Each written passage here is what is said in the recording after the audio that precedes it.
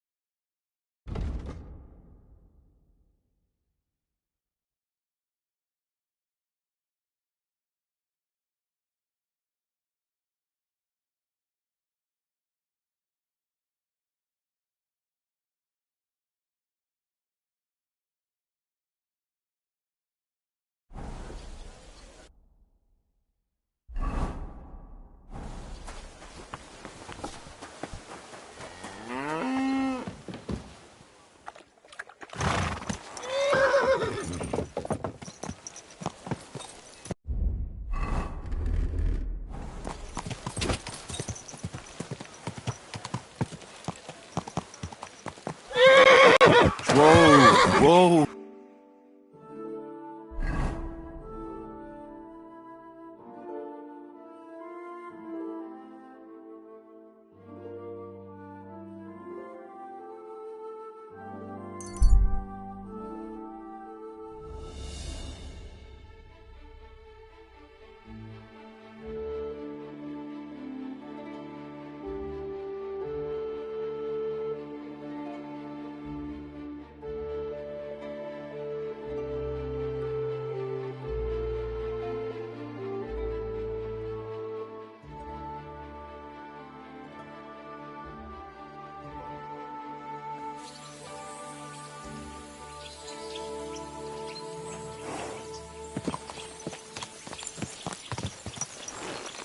Hey, lad. What are you doing here? What does it look like? Resting. I've been lugging these sacks for ages now, so I decided to take a load off. But I can tell you, it ain't too comfortable here. Oh, I was afraid you were dead. Whenever I see someone lying by the road, it usually ends up being trouble. Don't worry, I'm fine. You never just lay down under a tree.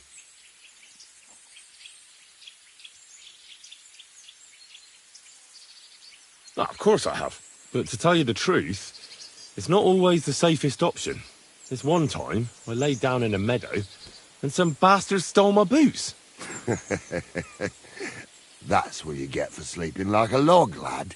You make it easy for the thieves. I'm a light sleeper. Ain't nobody taking my old boots. Look, you know you have something sticking out of your forehead, right? It looks a bit like a horn. A horn? Nobody's called it that yet. What is it, then? It's an arrow. Well, what's left of it, that is. A metal arrowhead and a bit of a wooden shaft. It used to be longer, but I broke it off after I nearly took a wench's eye out with it.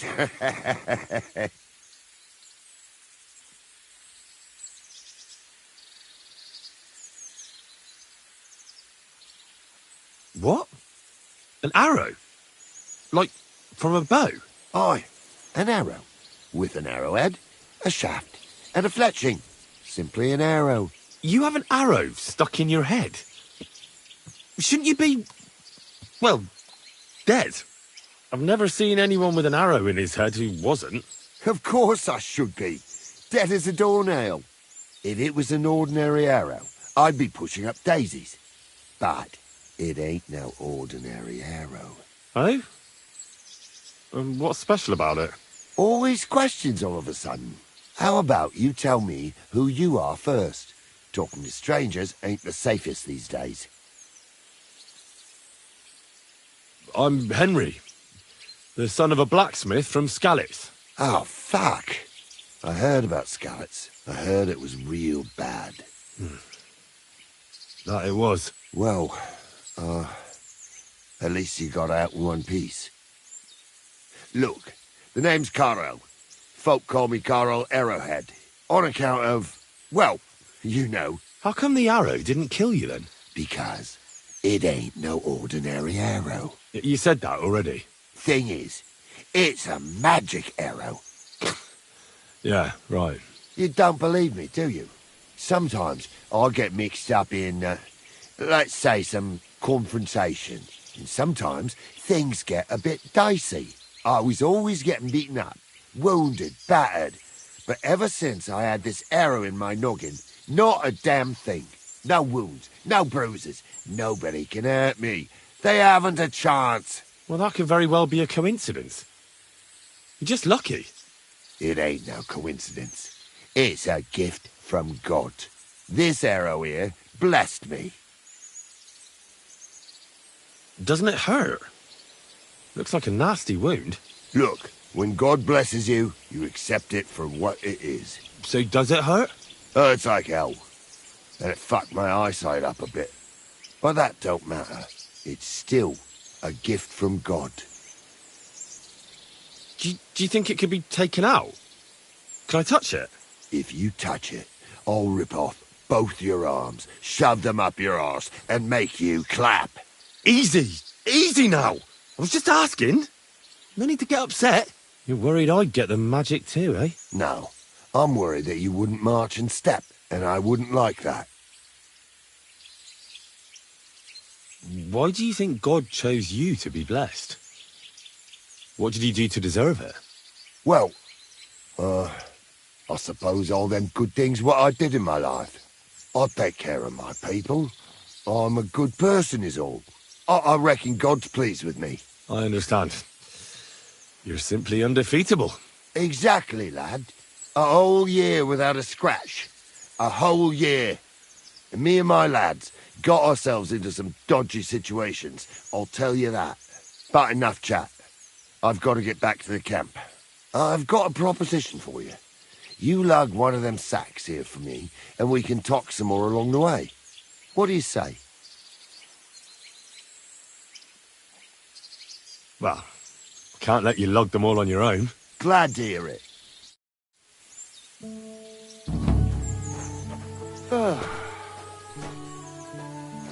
Them sacks are heavy as fuck, but I couldn't just leave them behind. Man can be invincible, and blessed by God, but 2 sacks of charcoal is still 2 sacks of charcoal. You're probably not a monk, are you? What are you then? A bandit? Ha! A bandit? Don't sound too good when you say it out loud. Bandit. Do you know who the real bandits are, in my opinion? I don't. Them lords what hold their protective hand over us. They stuff themselves to bursting, hunt in the forests, start wars, and the ordinary folk has to do all the work for them. And when you get in their way, they string you up or beat you like a dog. Not even the worst bandit behaves like that. That's what people should be whipped for in the stocks, not for hunting a deer in some noble's forest, or picking something up here and there. We're just trying to survive is all. How do you manage to survive? That depends. Sometimes it's all right, other times it's brutal. Whenever we do a job, we put our necks on the line, but we only ever take enough to survive.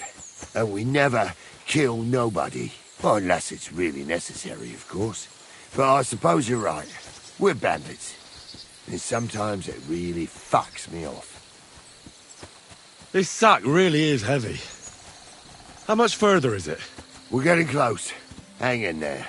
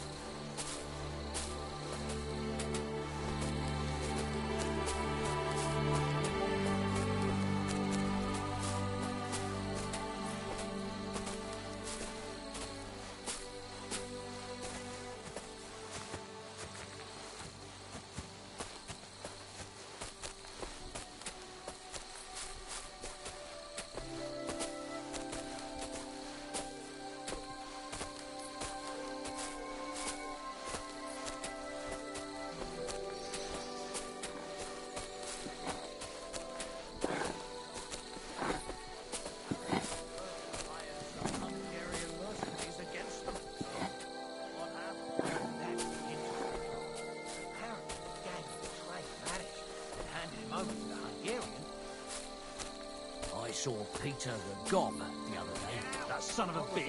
What do you think? At the mill. I was there with Parker and Uras to sell some goods we picked up at the ford that time. That dirty bastard. I hope you didn't talk to him. No. I dropped that sack over there, but So you did talk look to him. here. Don't you mind just leading me right into your camp? What if I let slip that you lot are here? Why would you do that? You wouldn't get any reward for this band of nobodies anyway. I suppose not. Thanks for the help, lad. I'm glad you happened by and stopped to talk to me. Not everyone is willing to help. It's a rare sight these days. I'm glad to be of help. Here's some ale money. And I wish you good luck in these wild times. May God's favor be with you. But now, you should get going. The fellas get nervous when there's strangers around. Lord be with you. Shagged her. But he robbed me of my share and dobbed me in for good measure. But he didn't tell you that, did he? Well, no.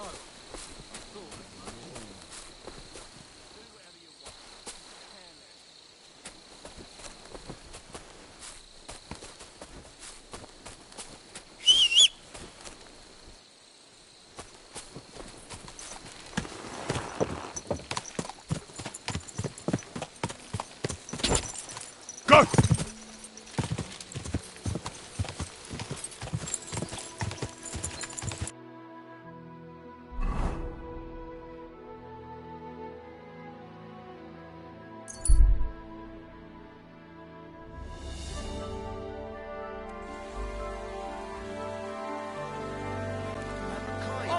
Sweet face. What?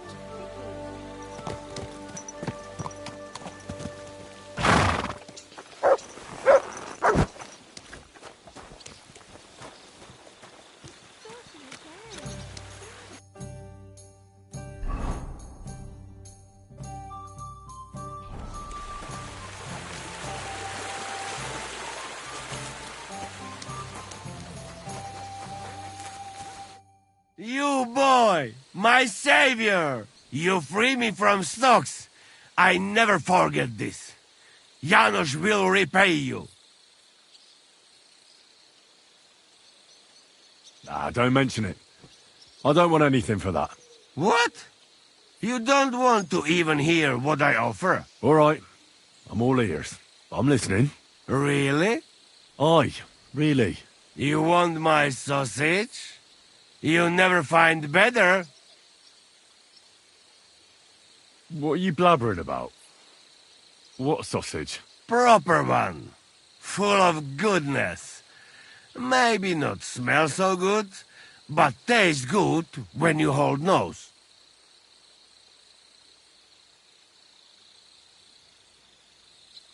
Please tell me you're talking about food. Yeah, I talk about sausage. What else?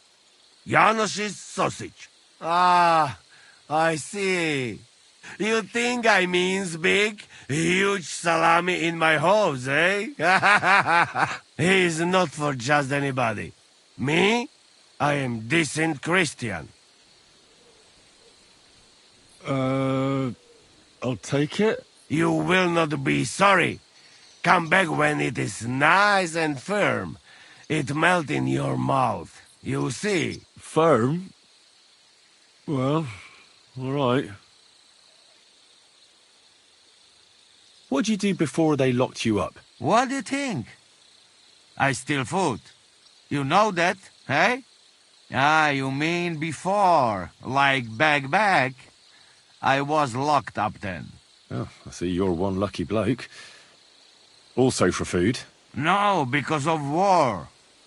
They take me prisoner. Want to chop my head off, but then find out I am a cook. You're a cook? No, but they not know that. So they lock me up in Castle on Rap. And what did you cook for them? Sauerkraut? Lucky there was Serbian cook there. He teach me everything. If you know have blue blood, being cook is not bad, eh? And how did it all turn out? Cook catch plague and die. Me? I escape back to Bohemia. Teach me something then. Maybe it'll come in handy. It will take some time, but you give me some coin, and I teach you what you want.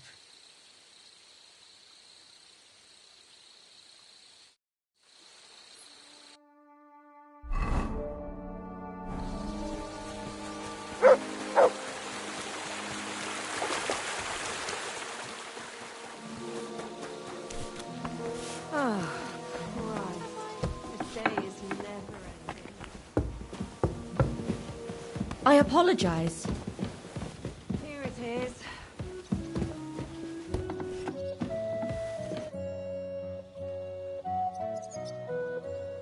How did you meet Dry Devil? For the first time? Not in the best of circumstances, that's for sure. A few years ago, my company was attacked near Olomouc, and he spared nobody except for my noble master. Wait, what was that about? We were fighting for Margrave Jobst, and he for his brother Prokop.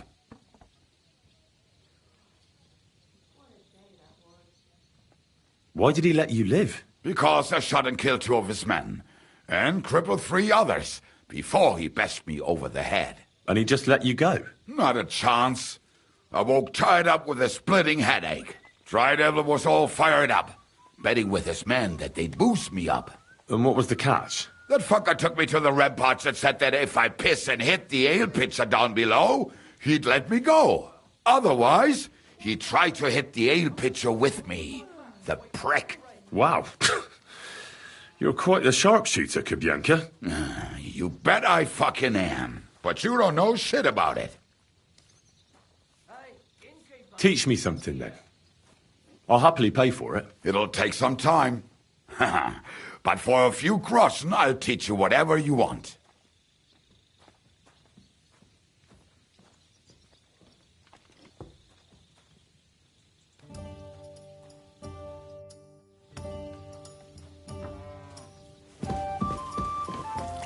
Excuse me?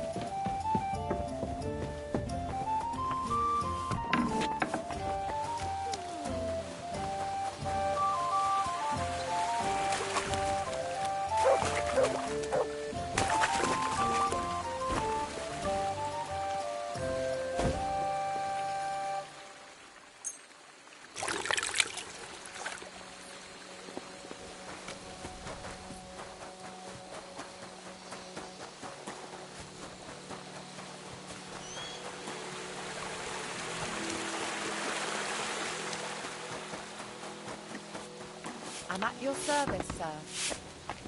Ugh, what a mess. I apologize. Janos and Adder are back, so that's a reason to celebrate. Are you drinking with us?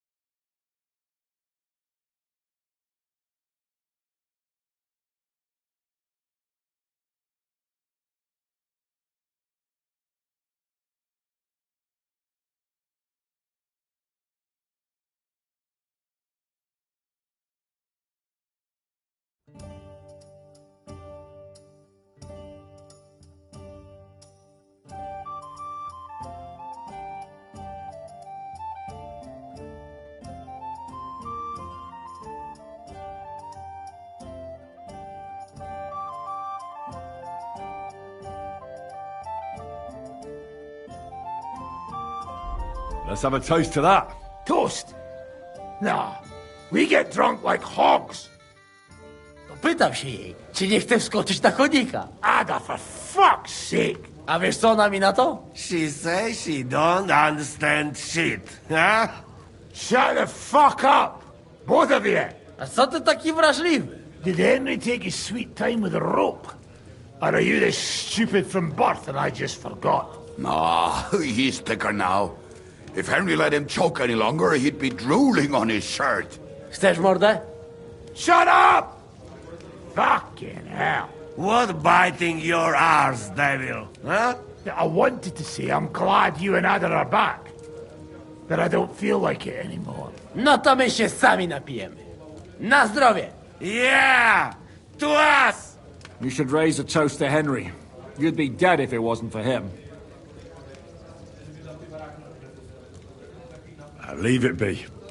You needed men, so I got them. Don't be modest. You saved those arseholes' hides. They won't even thank you. Shishka's right, you ungrateful bastards. That we should all thank Henry for bringing us to the same table again. So, to Henry.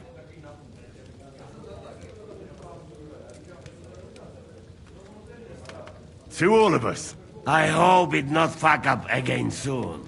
To us and to Henry. He's one of us now. I glad to drink to that. To Henry.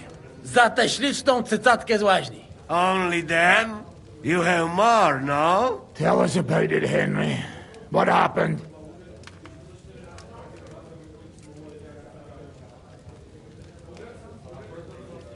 Bahuta has decided to redeem himself, so he could pass the Lord's judgment. Co za jełop. Nawet Bóg ma go w dupie. Ha! He got to try hard. Wake up before sunrise, pray, give up meat and beer, and the woman's.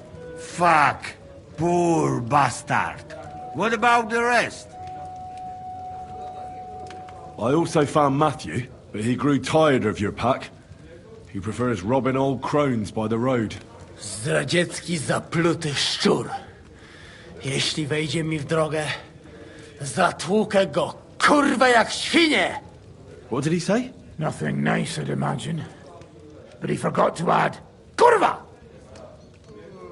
What about the rest? And Raniek is dead. Somebody rammed dice down his throat. Not quite. But it was dice that paid him back in the end. Kurwa! Dał słowo, że tym razem na pewno wygra.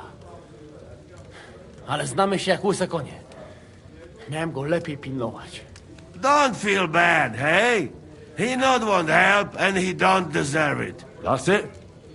That's everyone. So, we are the only ones? Unfortunately. But the best remain.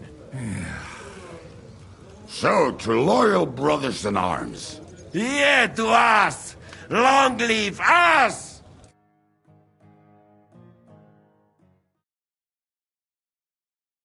W moim ogródeczku rośnie rózyska.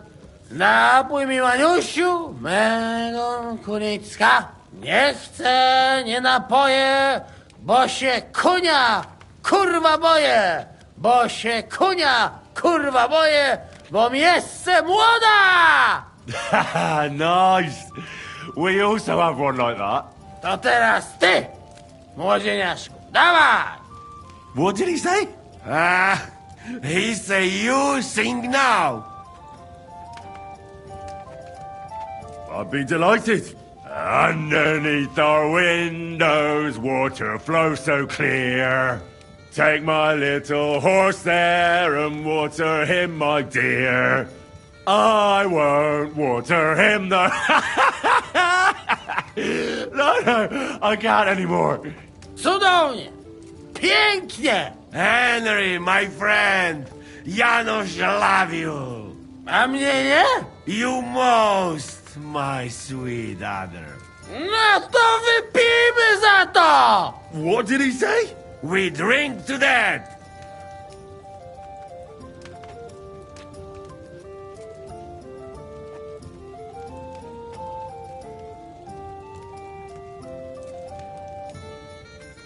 Of course we'll drink. Two last drop, Henry. That is the way. You tell us some story, eh? Ah, you fellas are a pair of animals. But I love you. Henry, our boy. Wecały go dewiety, gnojku!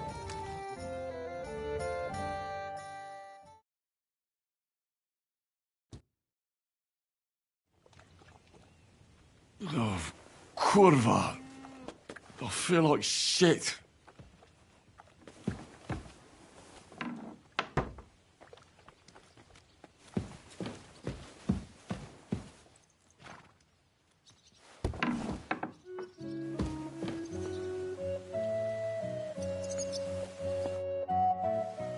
What will you do now? We'll give it some thought and see. Hopefully we'll know better when you come back from Liechtenstein. Who is this Kubyanka, anyway? How long have you known each other? We were defending a castle and hiding in the woods together. But he was always closer with the devil. Can he be trusted? Aye. When he's sober, that is. When he gets drunk, it's better to keep an eye on him. He's known to provoke until fists start flying. Did you see what happened when we first arrived? You mean how they wanted to cut his throat for cheating at dice? Aye. It's best not to play with him. You'd be better off tossing your coins straight into a pile of shit. What should I know about the devil? Just look at him and you'll know everything. His face reveals it all. I heard he's a nobleman, but he doesn't look like it. He's the captain of Znojmo, but it's true that he doesn't care much for noble manners. He has a foul mouth, and he's anything but chivalrous in a fight. What draws you to him, then? We're both different. That's our strength. I'm in charge when everything goes according to plan. When things go to shit, he takes over. It often turns bloody, but sometimes victory is more important than honor. Aren't you worried? I don't know. A lone woman in a big city needs to be careful in any case, but when you're stalking Liechtenstein, that can be really dangerous. No one forced Catherine. She knows what she's doing, and she can take care of herself. Remember how she dealt with the guards at Trotsky? She's braver and more dangerous than half my old band. Aye, but what if someone tries to... Catherine sharpens her dagger every day. It's always razor sharp. Whoever tries will regret it sorely.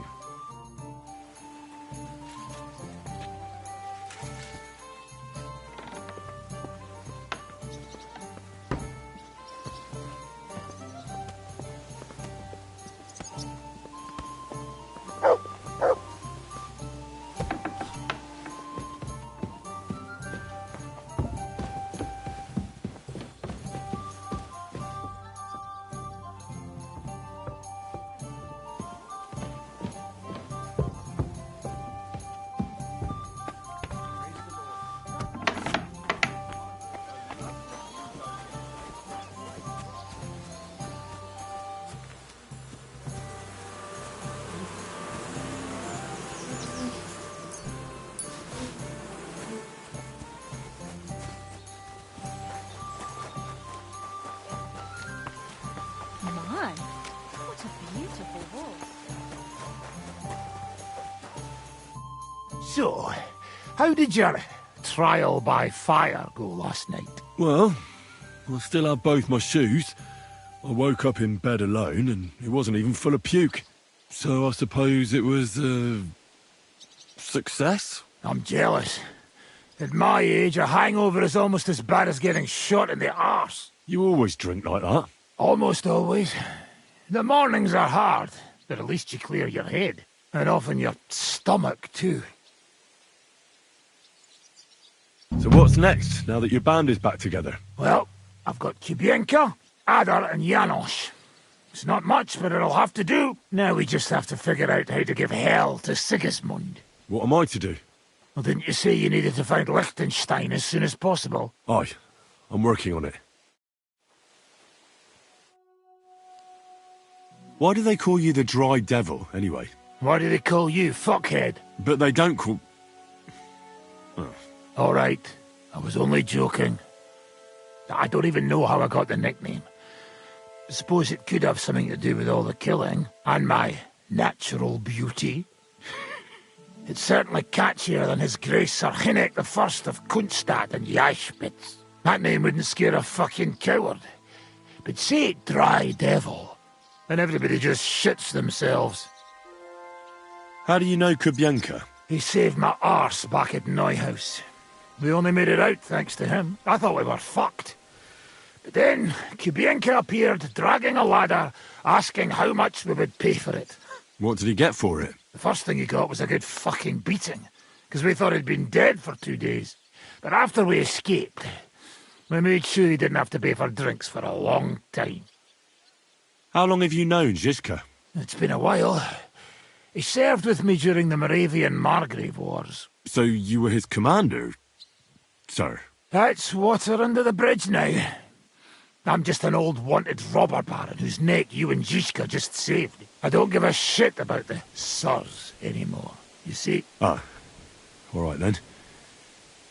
What can you tell me about Zizka? Well, based on what you two have been through, I'd say you should know him pretty well by now. When everything is fucked, people around you are dying and you're fighting for your very life, only then can you really learn what a person is like.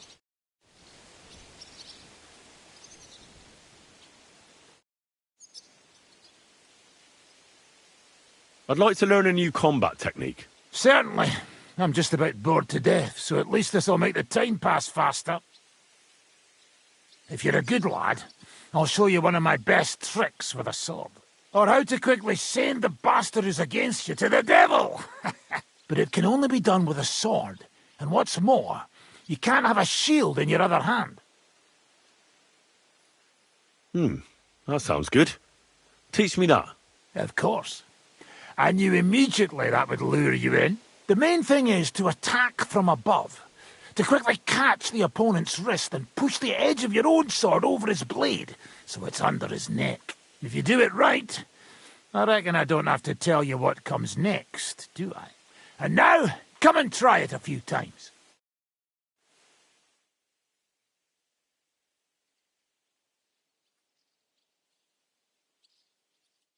Well, good, eh? Let it sit for a while and you'll get it.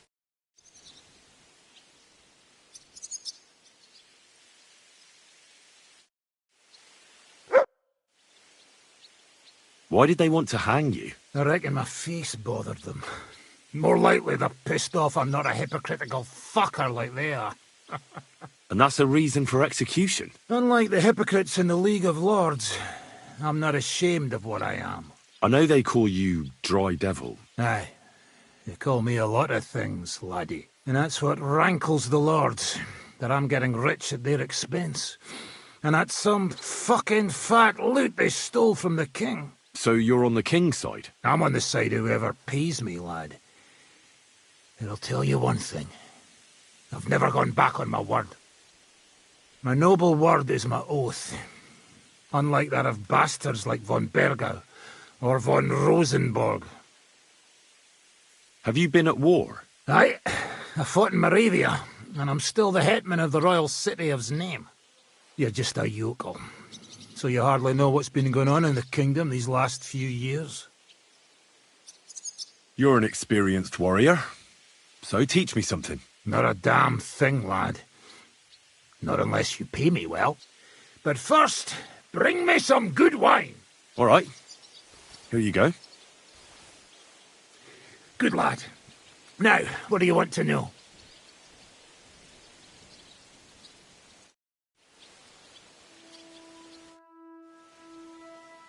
I'd like to learn... Where's that? Again? Always! All right. Good lad.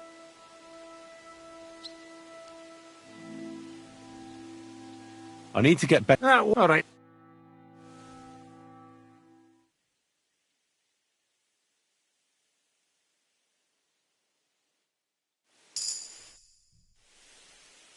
I'd like to learn... You got that wine for me? Fine.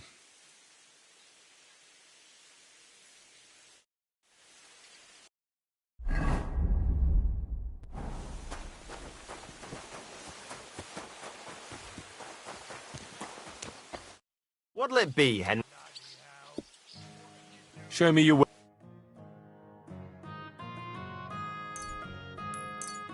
I'm glad you found what you needed, Henry. Take care.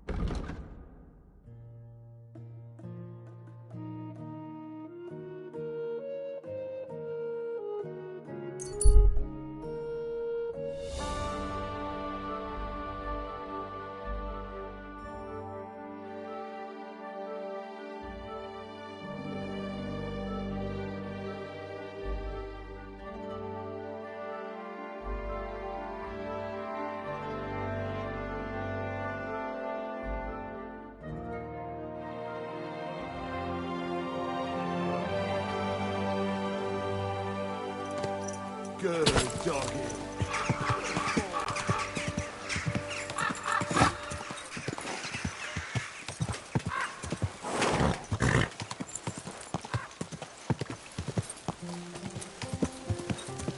Whoa!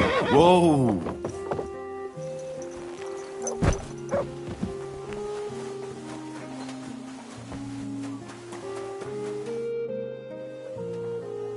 Did anyone show up with an order? Yes, indeed. A woman came.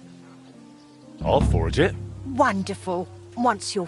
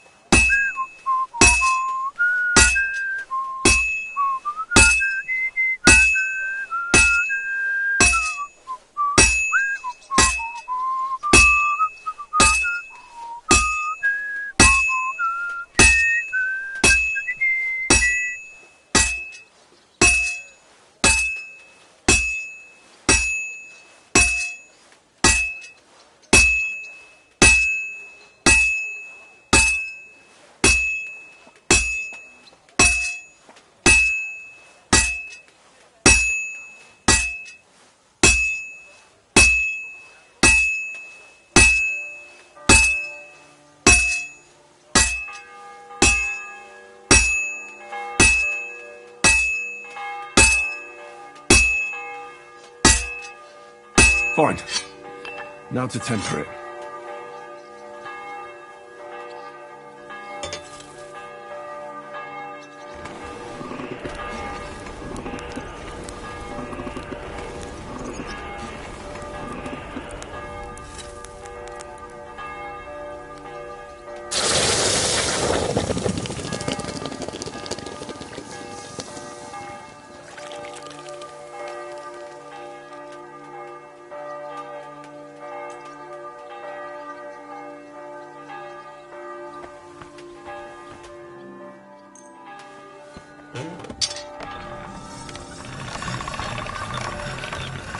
That's one sharp blade.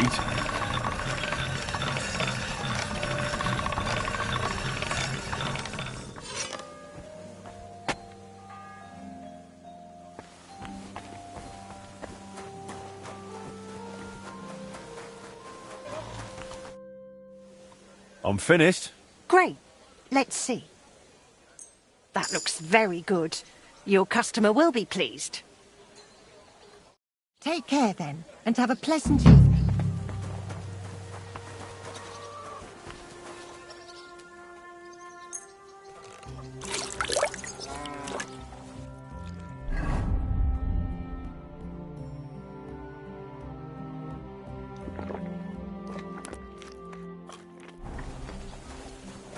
Look what I have for you.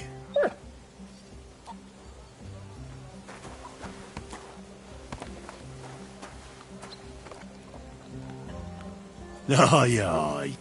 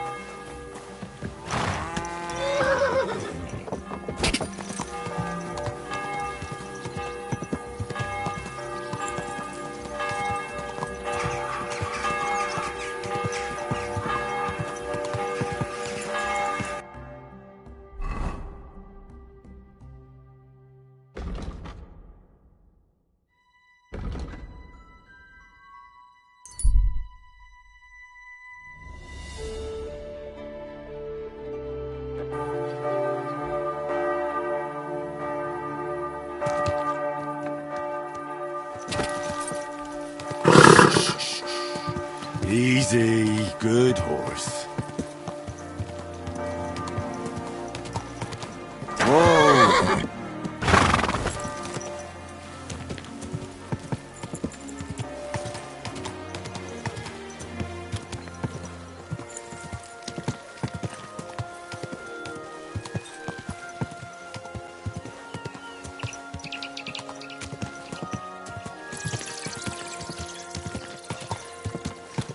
Whoa!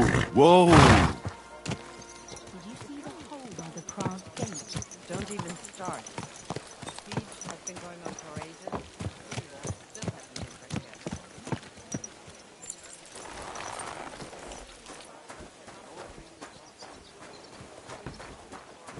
yet. Sholem, what brings you here? Wouldn't you rather leave?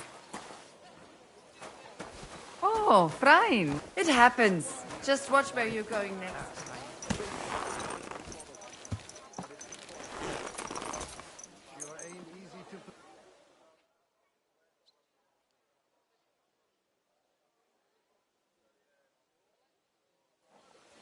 Well, did you see anything? God be with you. Sholem, are you lost? Or what would a goy want here? What do you think goy means? It means you do not belong here. It means nation in Hebrew. So you're just as much a goy as I am. Good one. A goy lecturing a Jew on Hebrew. All right. But I suggest you do not repeat it around these parts. Not everyone is as tolerant as I. So, what do you want? I'm looking for someone called Samuel. What do you want with him? Is that you? There are many Samuels here. And if I'm not good enough for you, I'm afraid nobody else will talk to you. All right. I'm looking for John of Liechtenstein. I heard you, or this Samuel, might know something about him. I'm sure Samuel knows a lot, but I do not see why he should tell you.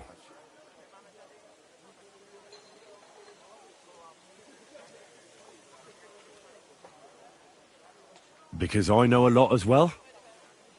Me and Samuel can exchange interesting information.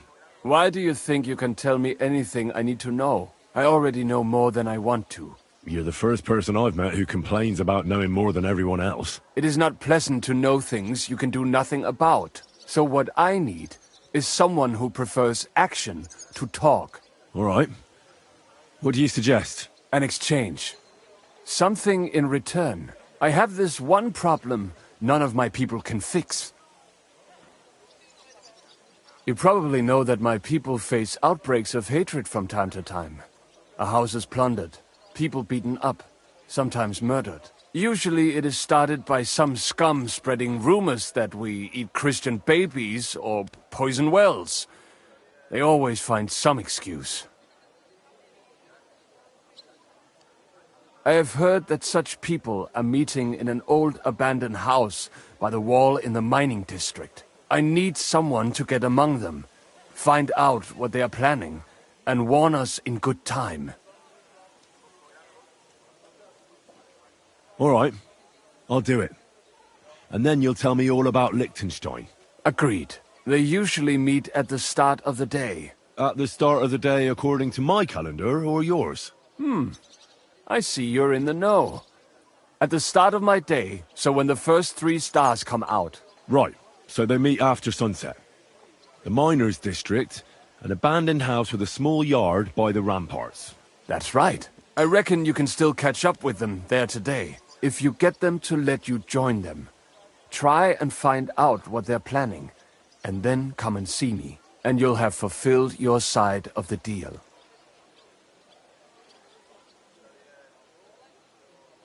You'll keep your end of the deal, I hope.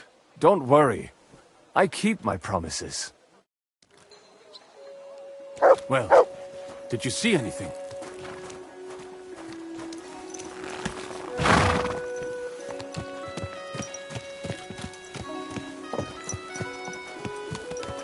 Well, come to your senses yet? We will give him nothing. Nobody is... This horse wasn't cheap.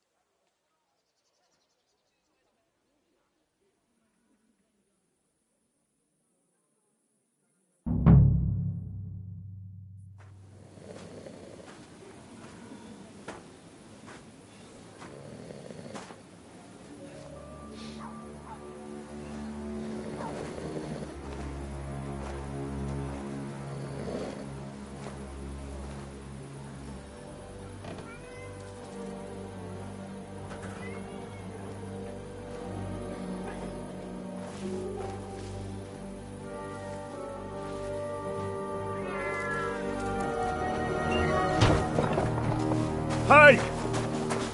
Hey! Open up! Open up!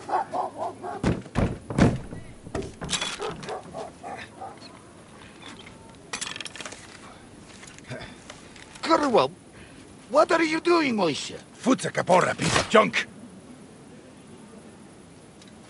Never mind. We'll cut this shit down. Shit ist zum Teufel!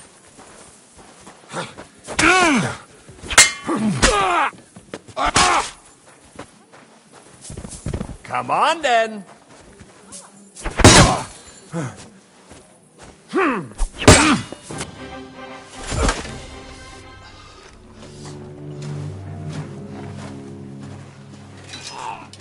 Wait! Don't kill him! You're gonna beg for mercy? After this? We can make a deal. We have some of your people, we can exchange them. Our people? What the hell are you talking about?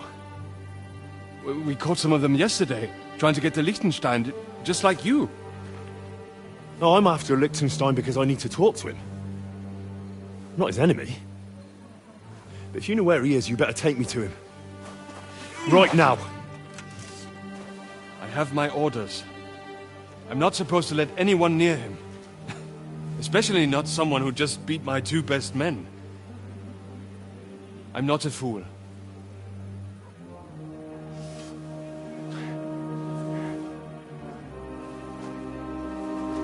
Right. I'll go unarmed. If that'll convince you.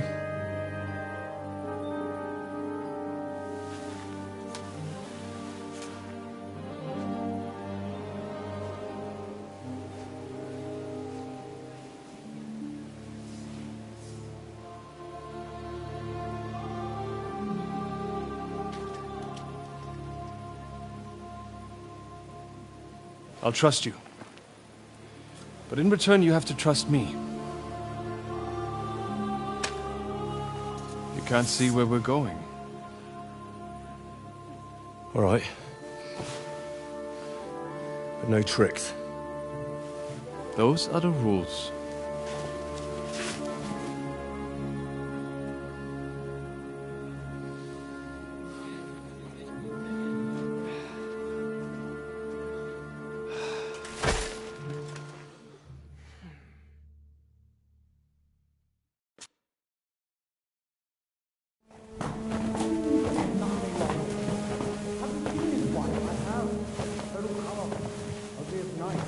Wait, who is that somewhere?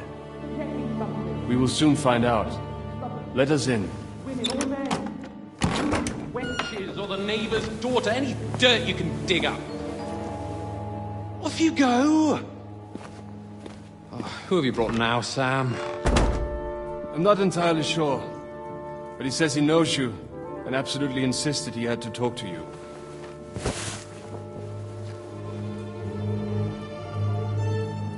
Ah. Of course. Henry. Lord Capon of Perkstein's page. We met on my visit to Rattay. He's all right. Lord Capon's escort. And bodyguard. Quite. Quite. Oh, but tell me, what brings you here? Well, that's quite a long story, sir. Well, I've got plenty of time, and actually I enjoy long stories. You know why? Because they demand a lot of wine. Please, take a seat, and tell me everything.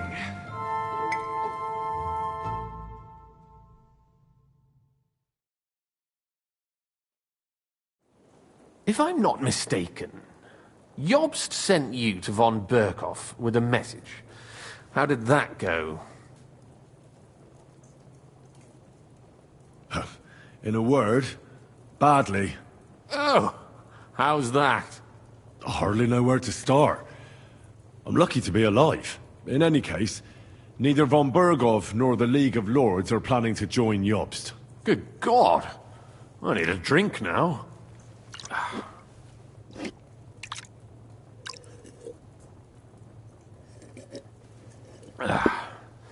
But did you manage to deliver the message in the end? We did. And? What was von Berkhoff's reaction? That bastard first used us, and then wanted to get rid of us. We only just avoided being killed. Sacre. So there's no chance the League of Lords will turn against Sigismund? No chance. On the contrary, von Bergov and von Aulitz came here to Kuttenberg to be at Sigismund's beck and call. Christ. And what are you doing here, actually? I came here with a man called Zizka. Zizka? Jan Zizka of Trotsnov? You know him? Of course I do. Zizka is in the service of Prokop of Luxembourg, King Wenceslas's cousin. Aye, we found that out as well. What was strange was that his band was infiltrated by Istvan Toth, if you remember. That rat from Tarnberg. What was he doing there? It turned out he was spying for von Bergov. But he didn't do a great job, fortunately. Otherwise, I wouldn't be here. I am starting to get confused. That makes two of us. Maybe we'll understand better if we get drunk. You're not holding back, I see. Your health, then. After Zizka took us prisoner, it finally became clear we were on the same side. And Istvan had to flee. So the fucker's still alive? Not any longer. You? Well done. Let's drink to that. To our enemy's death.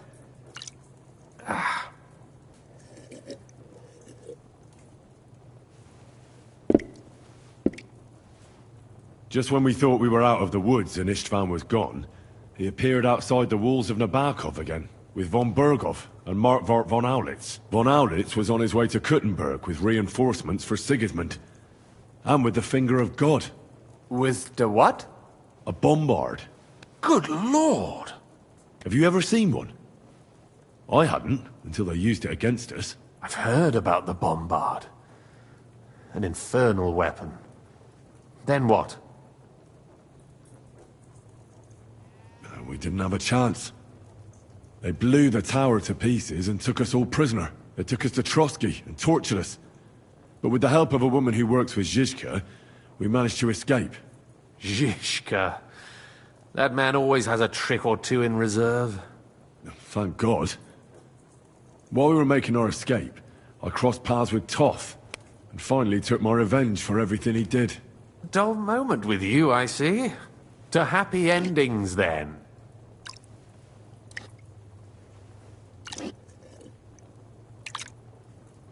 And where is Lord Capon? Or should I call him the Prince of Poachers? Well, the most fitting thing to call him would be hostage, because that's what he is now. A hostage? That's right. Von Bergov took him with him.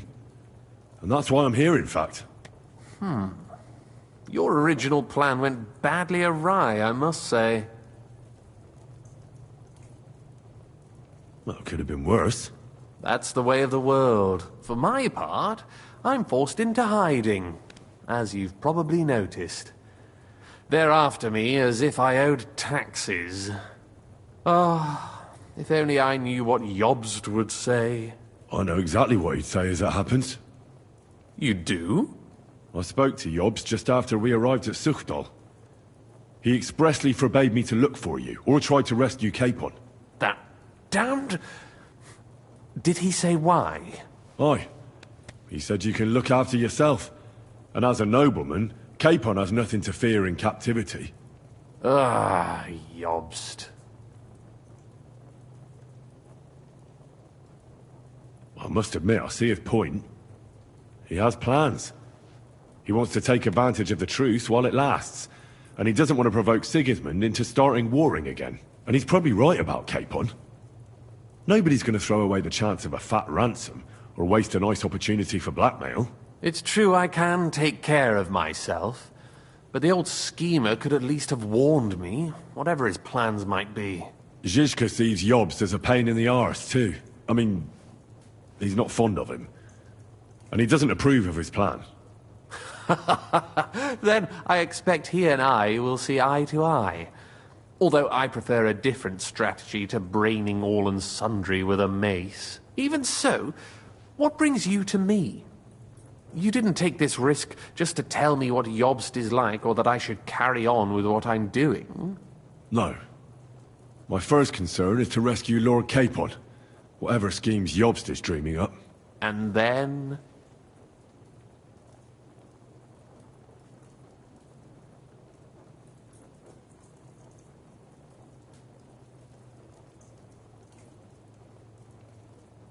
And also, it's about your safety. My safety? You know, they tortured us. Zizka, Godwin and me. They asked about Yobst's plans and about you. I'd have held out, but Godwin... He told them where you were. Where I am? In this city, you mean? That's not such a terrible betrayal. Gutenberg is a big city. It's like looking for a needle in a haystack. Not that they have not tried. They almost caught you a couple of times. If it were not for my people. That's true, of course. But I'm not going to bear a grudge. The executioner always gets what he wants. And if he hadn't, we wouldn't be talking right now. I apologize. No need. It's not your fault. Nevertheless, let's turn the page. Capon. How do you plan to free him? That's exactly why I came to see you. Oh. How's that? Because you know how to do it. Don't you? You have a lot of confidence in me. Well, I don't have many options. Well then, am I right?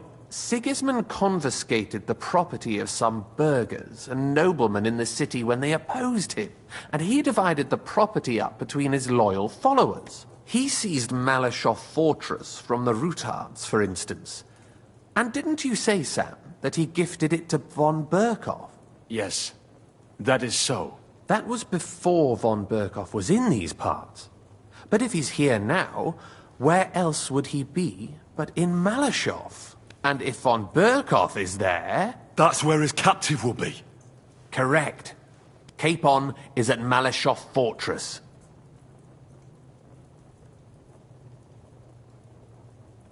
Well, it'll be tougher than I thought, but that can't be helped. I'm gonna have to get him out of there somehow. I admire your keenness, but... But that is the most insane idea I've heard so far today. You can't just launch an assault on Malyshoff. It's a strong fortress. We'll need a cunning plan. Or long ladders and lots of men. That could be arranged, maybe. Careful!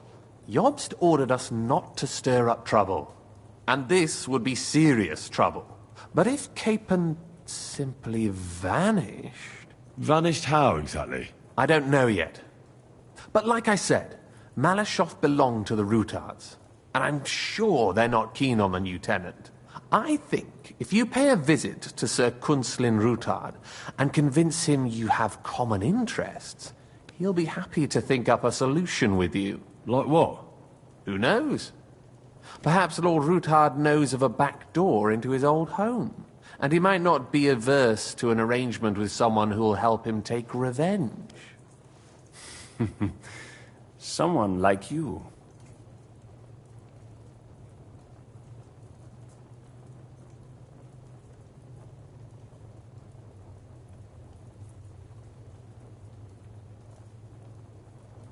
Well, I wouldn't get my hopes up. But it's the best we've got, and there's no harm in trying.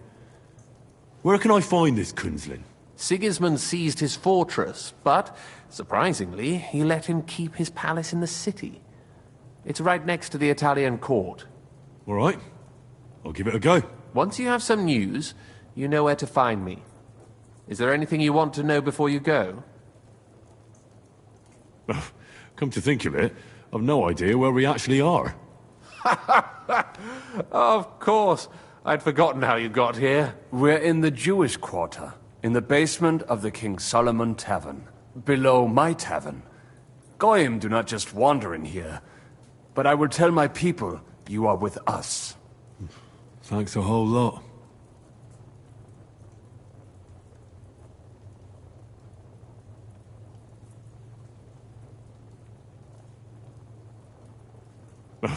Come to think of it, I've no...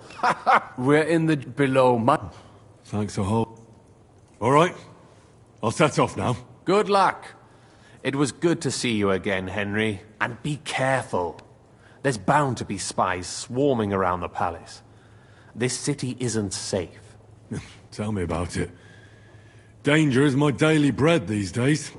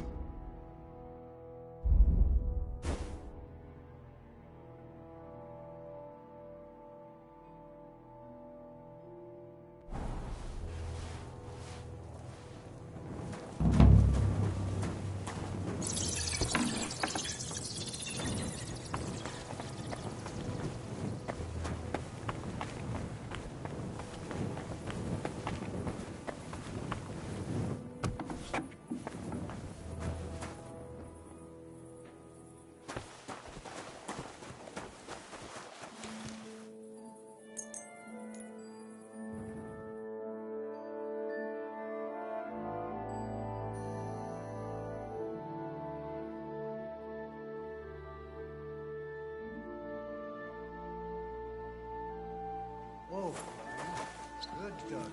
Good boy.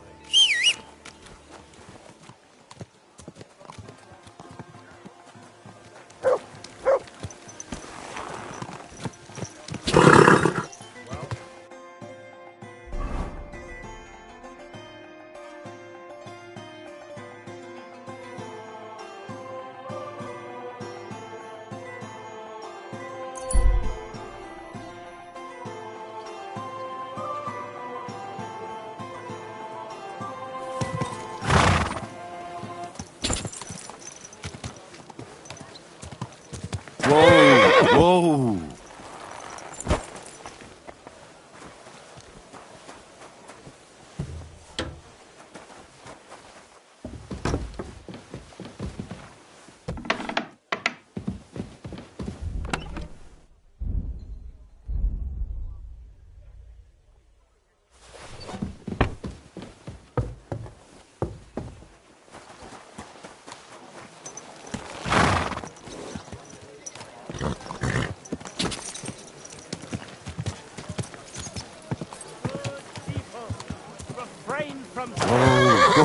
Satan is going around our city, and the only defense is piety and virtue.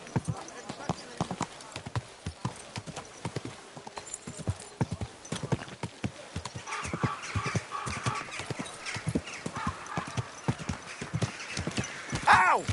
Mind where you're going!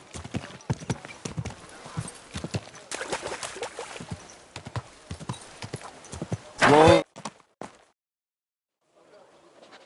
I have not changed my answer. I will not sell you the rights to my mines. Not today, not tomorrow, nor in 100 years. You will not get your hands on my silver. You forget I have influential friends. If you won't sell the mines, you'll lose them. Just like Malishov. Along with your life, if you defy me.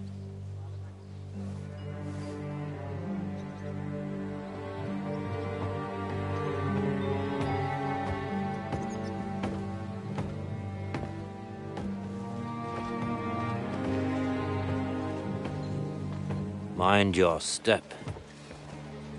Two can play that game.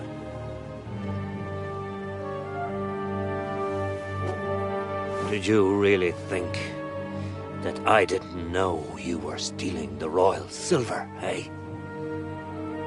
When your self-proclaimed king finds that out, your head will be on the chopping block.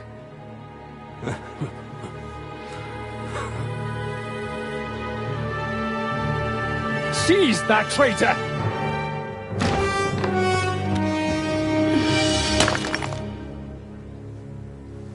Not another step. You'll get yours too, turtle dove.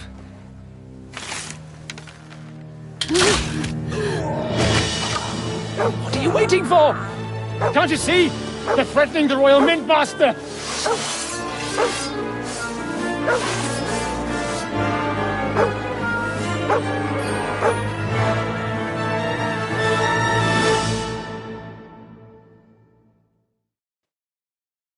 He's one of them! Get him! Nice strike! I'll beat you, oh, fucker! Slice him up! Good! Get him! Let him up nicely! That one's had it! Good! Got a chance of letting him fucker! Get him! Ah, damn. They gave me a going over. Good thing you showed up, lad. You alright, sir? Looks like you took some hits. It's just a scratch. Papa! My God! You're hurt! I'm all right. What the hell was that, Rosa? I saved your life. Didn't you notice? We would have been in the right if you hadn't taken the shot. Now we have the blood of the king's men on our hands. Do you have any idea what this means? Was I supposed to let one of Sigismund's lackeys insult us in our own home? And you thought this was a better solution? You know what? Let's just leave it be. I don't want to argue in front of the young man here. Apologies for the mess, stranger. There aren't usually so many corpses strewn about our courtyard. I should be the one apologising. Some of it is my handiwork. It won't be your concern, though. I promise. We'll call the guards and tell them what happened. That Ulrich Vavak and his men attacked us for no reason. You think that will make them let us off the hook? Not for free. But knowing young Plymouth, the commander of the guard, I'm sure he won't refuse my coin. But back to you, lad. Who are you? And why have you graced us with your visit? I'm Henry of Scalitz, squire to Lord Capon of Perkstein. Pleased to meet you. Conslin Routard. And this feisty creature here is my daughter Rosa. Like father, like daughter. Why did your master send you to me, Henry? He didn't, sir. Unfortunately, he's in enemy captivity. We're sorry to hear that. But I plan to rescue him. And I believe you can help me with that. We can? How? Lord Capon is held at Malashov. Our Malashov? I don't envy him. I was planning on fixing the roof before they took it from us. It's full of leaks. I doubt its new master will lift a finger to do anything about it. But tell me, why would I meddle in matters that don't concern me? But we all stand on the same side. Against Sigismund. That is undoubtedly true. I don't like that ginger bastard either. Especially since his people started sticking their fingers in my coffers. But to get involved in something as dangerous as freeing a captured nobleman in a territory conquered by Sigismund? We have to do something to help. I know it's dangerous. Dangerous? It's madness. What if somebody finds out? Nobody will know. You haven't been in Kuttenberg for long, have you? The walls have ears here. I'd only end up with my head on the chopping block. And I don't even want to think about what they'd do to Rosa. That's true. As long as Vavak's breathing down our necks, we have to be careful. Who is he, anyway? Ulrich Vavak von Neuhaus. The new mint master appointed by Sigismund himself. He's had it in for us ever since he took over the office. He's been pressuring me to hand over my mining rights. It seems he'd like to see me reduced to a beggar. And now we've killed his men. The king's men. I'll have to reach deep into my pocket to get out of that. Like Rosa said, lad. As long as Vavak is around, my hands are tied. I'm sorry. Then let's get rid of Vavak. He must have some weakness, right? There may be one. It's obvious Vavak is getting richer than his office warrants. There are rumors going around that he's stealing the king's silver. He even uses it to mint counterfeit groschen. using a fake die. If Sigismund were to find out, he'd have him executed at once, regardless of his noble blood. But you need evidence to make such an accusation, right? Exactly. But how do we find it? Some of the silver goes missing somewhere along the way to the mint, and we have to find out where. Find out? But how? They don't let just anyone into the mines and smelting works. You're right. Only authorized people are allowed in. Fortunately, we have an ally, my friend Peter of Pisek. They ousted him from the Mintmaster's office, but his brother Christian remained in the Italian court. He wanted to become the Mintmaster himself, but because of Vavak, he had to settle for the steward's office. He hates him even more than we do on account of it. And that's saying something. Christian and I were just talking about his suspicions. He'd welcome any dirt you can dig up on Vavak, just as much as I would. If you go to him and ask for help on my behalf, I'm sure he'll accommodate you. I'll help you free Lord Capon in exchange for evidence of Vavak's fraud. That's fair, isn't it? All right. It's a deal. I've already met Peter of Pisek, and I know he can be trusted. Let's hope the same goes for his brother. Excellent. You'll find Christian and Horshan at the estate near the mines. Tell him the password, Via Argentum, the pot of silver. He'll know who he's dealing with. But be careful, both of you. This is our last chance to stop Vavak. We'll be praying for you.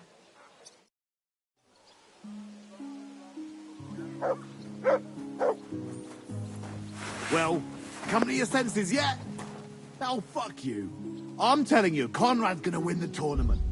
And I'm telling you, he doesn't stand a chance. Conrad wins every time. Just look at him.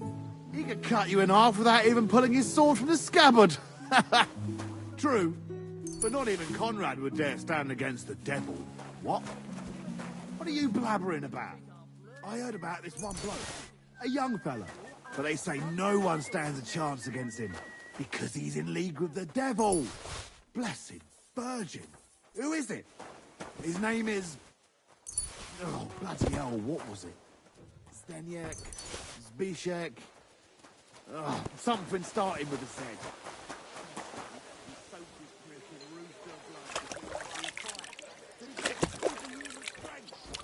We'll see about that. Have a good day. God be with you.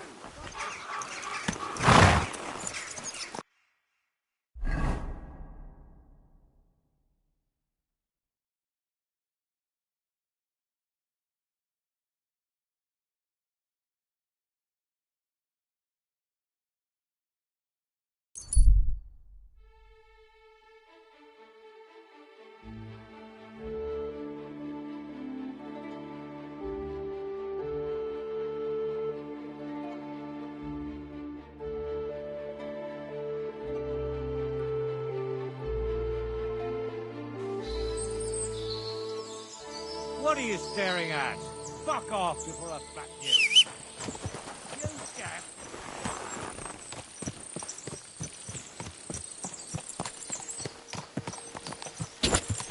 Ka!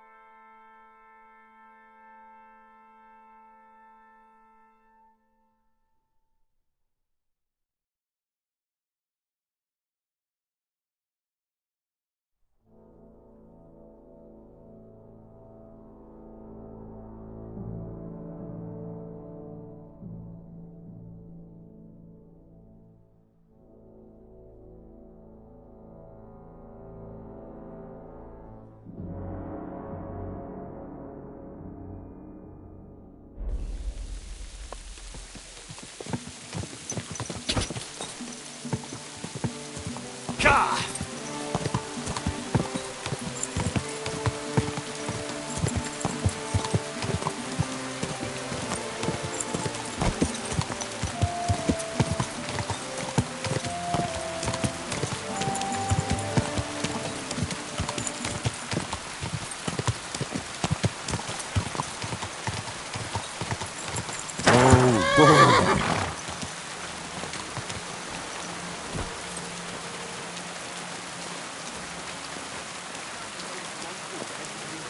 Every gaffer recruits his own crew and use virgin veins.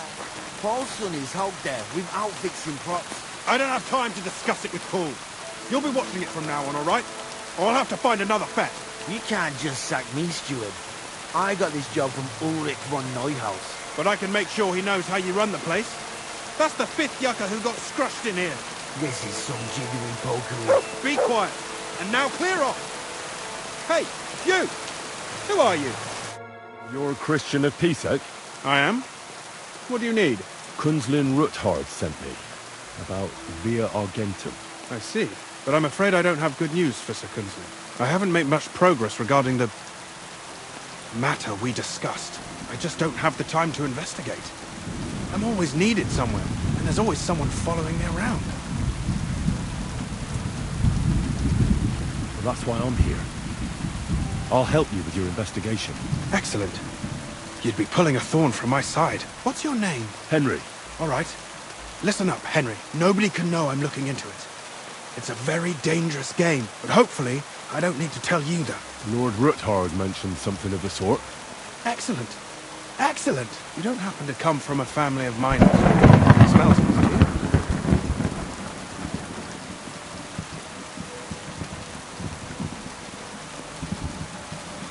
I'm from Skalitz, so I know a little bit about mining. My word. You didn't work in the mines, did you? I visited the mine once, but not to dig. So I expect you don't know much. Well, no matter. I'll be happy to tell you everything you need to know. Now, follow me, please. We need to talk somewhere in private.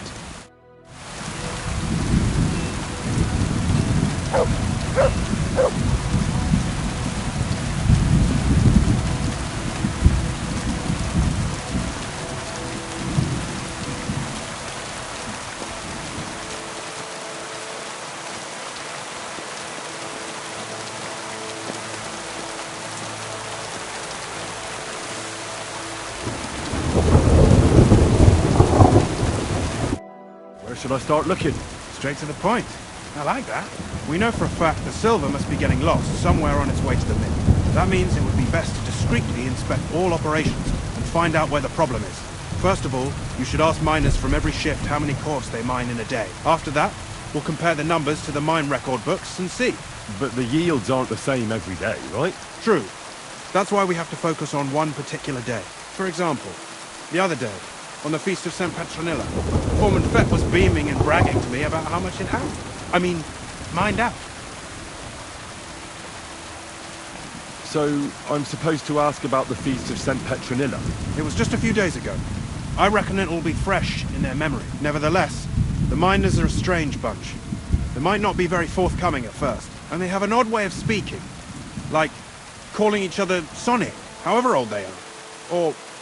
But you'll hear for yourself. You should pretend to be really interested in them, and maybe they'll open up to you. You could be a scholar writing a treatise on silver mining, or perhaps a nobleman interested in buying a mine, or just say I'm your distant uncle who's initiating you into the ins and outs of my job. It's up to you.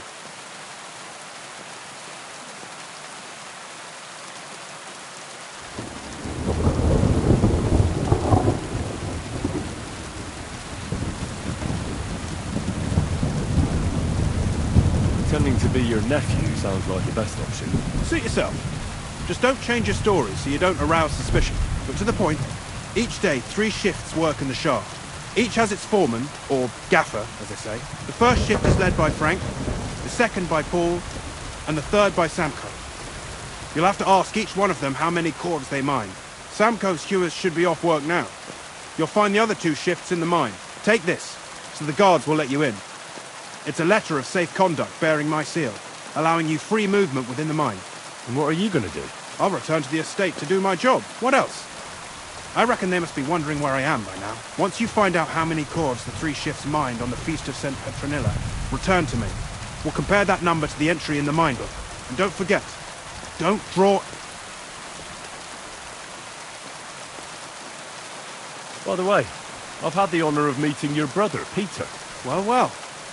Small world. He was a great help to us at Sukhdol. Even though we had some... disagreements. I respect him for everything he succeeded in doing. If it weren't for him, I'd never have been able to do what I do. Who owns the silver that's mined here? All the silver in the Kingdom of Bohemia belongs to the king, whether it's above ground or still below it. Though I'm sure you understand, the king has a lot on his mind, and he can't be expected to worry about mining, so he leases out the mining rights to his tenants. It's called the Burgen. There's a lot of money in it. The tenants have to pay the king, and the king also receives a share of the pure silver from the smelting works. That's the royal tithe. What is this path of silver, anyway? It's the whole process, from digging the silver ore out of the ground and processing it, to minting silver coins. Silver is found in ore veins underground. The pitmen mine it and get it to the surface. The chief foreman of a gallery counts the cores, and the assayer estimates the purchase price of the ore for the smelter. The raw ore goes to the smelter, where it's crushed in a stamp mill before it can be purified by roasting. Roasted ore goes to the furnaces, where it's smelted into raw and then pure silver. Silver is then cast into rods, about as thick as your little finger. Can any silver get lost? It can. And unfortunately, it does happen. It may be a capital offence, but even that won't deter everyone. Most often, a pitman tries to smuggle pieces of ore under his clothes. It doesn't end well. Nevertheless, the entire path of the silver, from the ore beneath the ground to minted coins, is closely guarded. Every step is recorded in the books, so if someone is stealing large quantities, they must have it pretty damn well figured out. Who checks the royal share? The royal mint master and his subordinates are responsible for collecting the royal share. That also means me, and the shaft foreman. That is why every step of the path of silver is monitored and recorded. Starting with how much ore is mined. The smelting works owners don't have to be monitored as closely, since they buy the ore from us. It's in their best interest to get the highest possible yield after deducting the royal share. Who makes money from all this? The thing is, everyone does. Pitmen get paid for mining in the shaft. Mine operators get paid for raw ore. The smelters then smelt everything, sell the pure silver, and deduct the raw tithe. The silver rubs off on the hands of anyone who even touches it. But there's still enough left over for the king.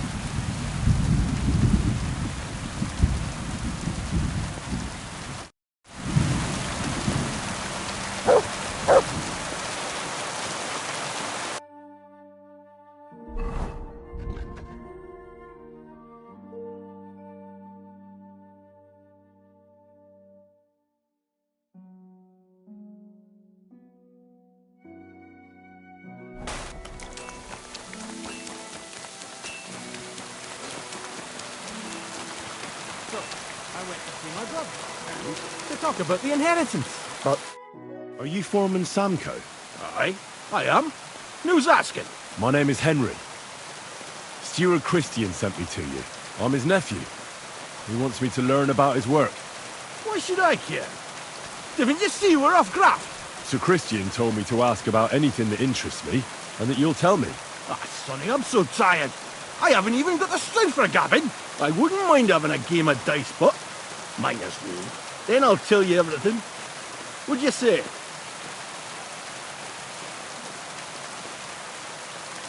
All right, let's do it. I don't think I've played miners with a real miner before. See? Kidder. There's a first time for everything. Let's crack on. Let the groschen roll.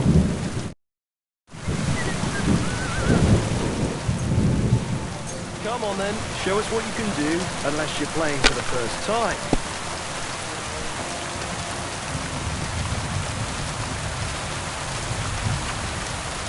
Fuck that. Great game, Sonny. Now will you tell me what I want to know? Aye, ask away. What is the work of a miner about? Aye, that's a good question, man. Mostly about alchemy. Any yakker will tell you that. But proper rest is even more important than graft. You're as weak as a midgie without it. So how do you rest? Depends. Some have a kip, some a swally, some go whoring. As for me, I play dice. How do you mine ore? Either we're on hard rock, and then no one's hewing shit, or we're hewing something soft, and then it goes grand. Only then there's not much silver in the ore, and you've got to smelt the shit out of it. How much do you make doing this? Don't even get me started. The chink's bad, and it's getting worse. Half a grosh and a cough is no. How many cores did you mine on, say, the Feast of St. Petronilla? I can tell you exactly. All the yakkers were working, and we were getting along nicely. We managed to hulk 34 cores without skimping on hay time. First time in ages, that was. That's all I need to know. If you need out else, feel free to drop by.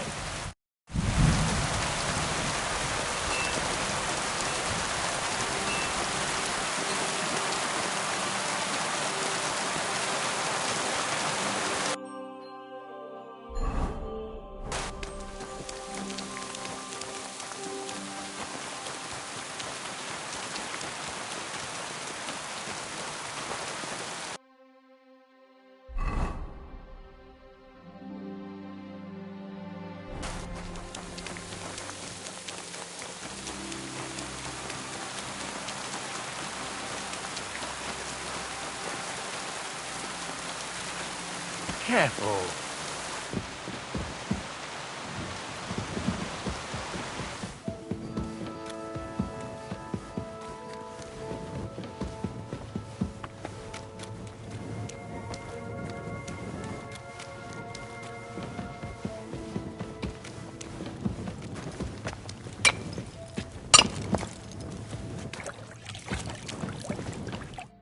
Foreman Frank? What you looking for, sonny? Can't you see we're hewing? Sir Christian of Pisek sent me. I'm his nephew. See what the work in the mine is all about. He's grooming a successor, eh? But you can't just amble around. You'll cap your creels. I'll just have a few questions. The more we gab, the less we gar. But make it snappy, man. What do you want to know, like? What is the work of a miner really about? What's it about? Bugger all, kidder. No great shakes. We gans through the roads, Bella. Queuing off from rock in the dark and breathing in the sty. How exactly do you mine ore? Bloody hell. Have you never seen a yakker graft, kidder? You take a kevel and ding away at the rock till it crumbles. And if you keep ganning at it for a couple of years and don't croak from the scythe, then you'll keel over from exhaustion or get scrushed by the ceiling of the road you're hewing. How do you get the ore outside? Same way it's hewed, in the dark and in coves. On top of that, you spend a lot of the bloody time on all fours. Once you get out by with the cough, you get a tally, and you can get back in by. How much do you get for your work? I'll tell you, man. Them deputies up at bank make a howfing pile of chink. But us buggers, the ones doing all the graft, we earn a pittance. Can you give me a more specific number? Sometimes, not even half a grosh and a cough. That's near way to make a living, man. I wonder, how much do you mine in a day? That depends on how much ore you howk out of this or that face. It varies. How much did you mine, say, on the Feast of St. Petronilla? Listen, kidder. Aren't you a bit too curious? Sir Christian himself can tell you how much he's got written down in the mine book. Uncle Christian doesn't have time for me. You know how busy he is. I just want to know what it's like doing your graft here. How much work you need to do to keep grub on the table? Aye, kidder. Us yakkers have a tough life. But sometimes you get lucky. It was a good gar on the Feast of St. Petronilla. Our yakkers hewed 36 corves. Thanks. Nah, thank ye. Now leave us to hew, Mara. We've got a lot of graft ahead of us. Farewell, sir.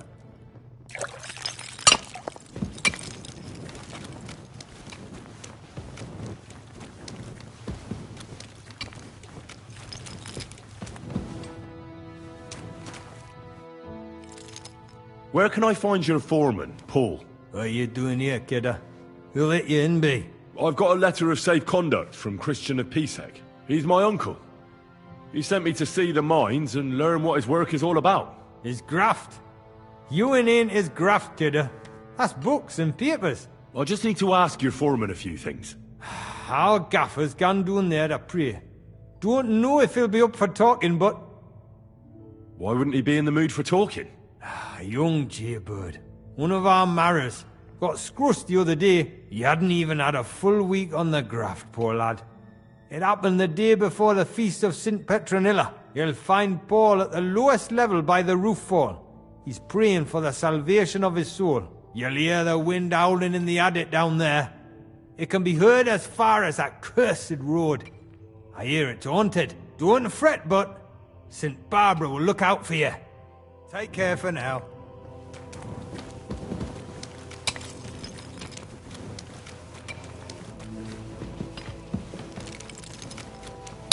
Excuse me.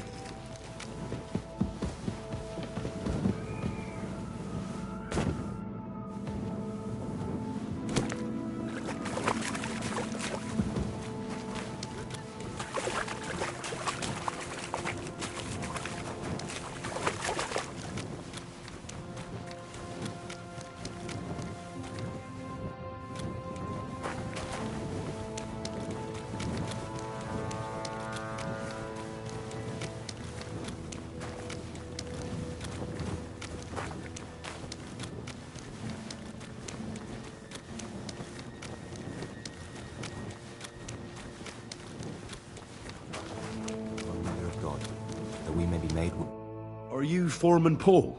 Eh? You walk like a ghost, kidder. You gave me a bit of a fright there. Hold on. I don't know ye. Who are ye? And what are you doing so deep in the pit? My name's Henry. Sir Christian sent me. I'm his nephew. He wanted me to learn about his job, so here I am.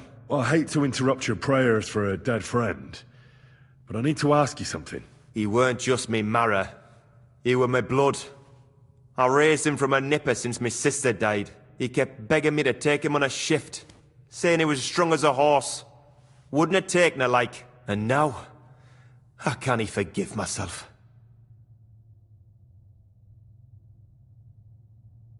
There's no more pain in heaven. Don't be so hard on yourself. You're right. I hope the Lord has welcomed the poor lad into the kingdom of heaven. Will you pray with me for his soul one last time? Aye. I'll pray with you. You're a canny lad. Repeat after me. Almighty and merciful God, our Father, you are the giver of gold, silver, bronze, copper, tin, Almighty and iron, merciful God, and all our Father, ores and metals. you are the giver I ask of that gold, you bless me brother who silver, has died in this bronze, mine. copper, And may tin, your holy angels iron, save his soul from and damnation. all ores and Bring metals. his soul to I ask that eternal you glory bless my through our brother, Lord, who has our died in Saviour this and mine. Redeemer, Jesus And may your Christ. holy angels save his soul from damnation. Bring his soul to eternal glory through our Lord, our Saviour and Redeemer, Jesus Christ. Amen.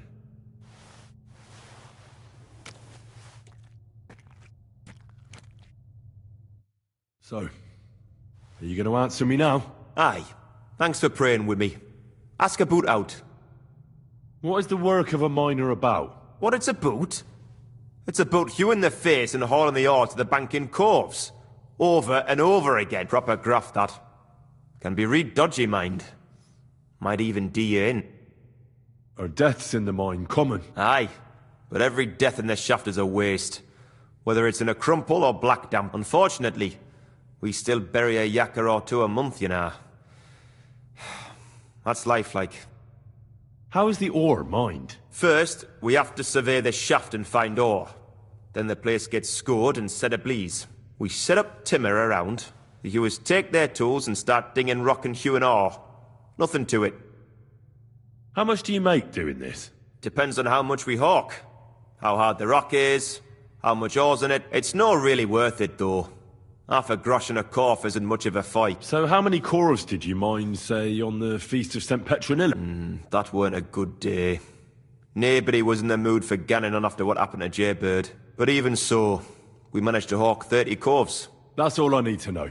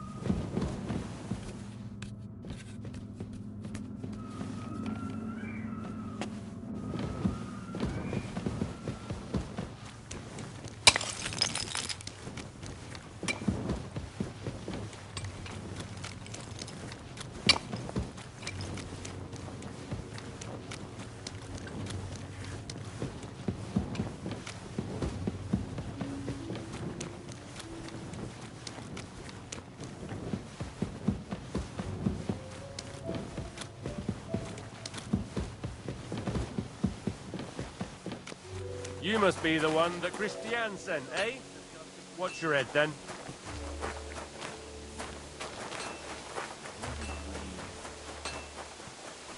Good day to you, friend.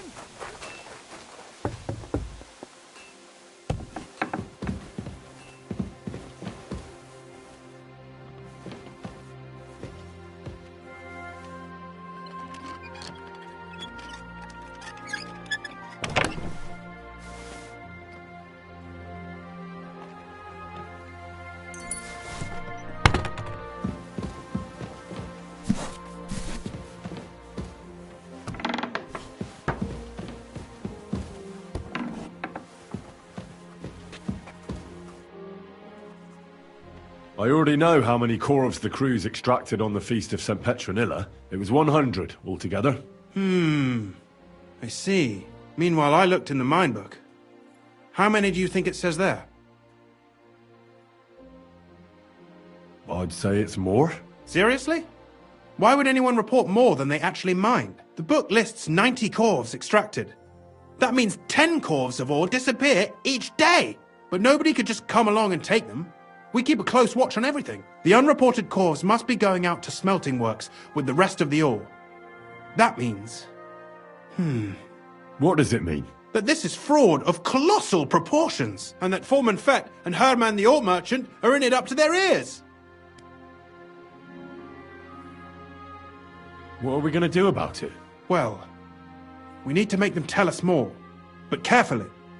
Being involved in the theft of silver is a capital crime, so it should be in their own interest to cooperate. Make sure to promise them no one will know about their crime. You can mention my name. When you've talked to them, come back to me and we'll figure out what to do next.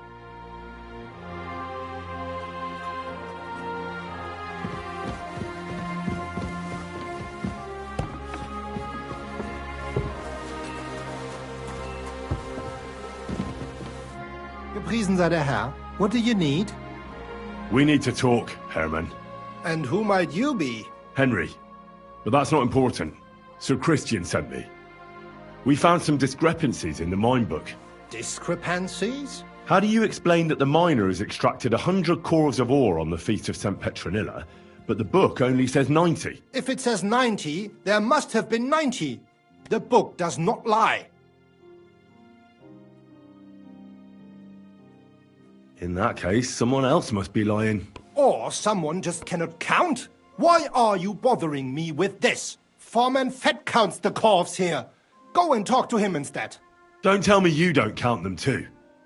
You wouldn't pay for more corvs than there really were. Do you have any idea how much ore passes through my hands?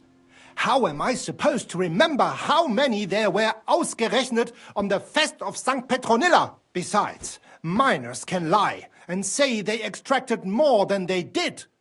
They like to show off. All 3 crews agreed to report more. I seriously doubt that.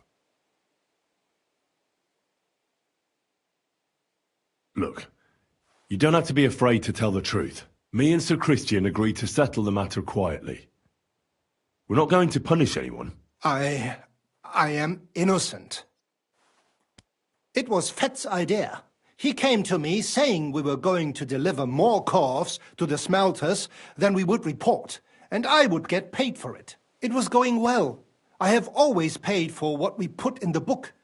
Then I got some geld from Fett on the side. On the Feast of St. Petronilla, I was afraid they would be able to tell the difference. 10 corvs is 10 corvs after all. Nobody at the smelting works cared at all. I am sure they are in on it too. How long has this been going on? Several months. Maybe half a year. About since Sigismund arrived. Is Ulrich Vavak behind this? The Mint Master? I have no idea. I am a mere assayer. I have never even met Vavak. Sir Christian and I agreed to investigate the matter in secret, so just act like nothing's going on. Keep doing what you're doing. We don't want to scare off the people who are actually responsible. You understand? Ja, I understand. I will be as silent as the grave.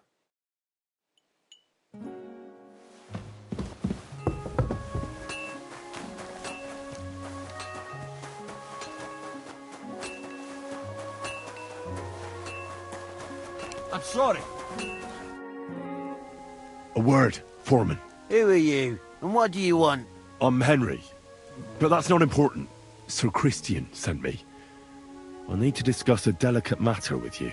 Don't tell me one of the yakkers shat all over the outhouse in the yard again. I'm afraid it's a little worse than that. We found some discrepancies in the mine book. Let Sir Christian handle it then. They're his books, and his responsibility too. But you're the one counting the corves of ore. Your point being? I learned that the miners extracted no less than 100 corves on the Feast of St. Petronilla, but the mine book says 90. Do you think the yakkers know how to count? They're blockheads, and they like to show off. I'm sure they just exaggerated. Anyway, what's it to you? Did the steward send you to snoop around? Don't you know?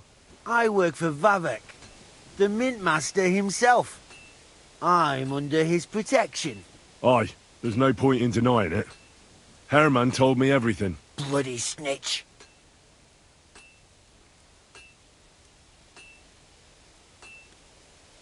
He had no choice.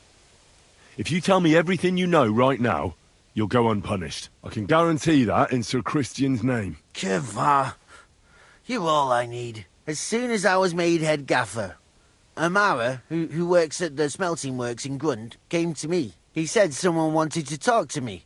One of them. So I met this fella in the tavern in Grund, and he told me how it all works. How to cook the books like. He told me the trick was not to report some of the extracted ore, and transport it secretly to the smelters, along with the rest. He made it very clear, if I didn't play along, I could have an accident. There was nothing I could do. Who was that fella from the smelter who came to you? He never told me his name, even when I asked. He's a tall bloke, stocky, pockmarked. I don't scare easy, but this bloke was reet terrifying. How long has this been going on? For some time now, definitely. I heard even former head gaffer Kircher was in on it too. Where can I find him? You can't ask Kircher any questions. He fell down a shaft. They say he was drunk. But I don't think it was an accident. Who pays you on the side? You have to pay the miners for what they actually extracted. I get the extra chink from the smelting works. It's enough for the yakkers and for Herman. Do you think the mint master, Ulrich Vavak, is behind this? I don't know. I've got naught bad to say about Vavak. He treats me canny whenever he shows up. He says if Christian gives us hassle, he'd sooner replace him than me. He really said that. The mint master himself. All right. Just carry on as if nothing's happened. No one must find out we know about the fraud. Christian won't give you any trouble, nor will anyone else. Is that clear? Clear as a bell, Mara. I'll be silent as the grave.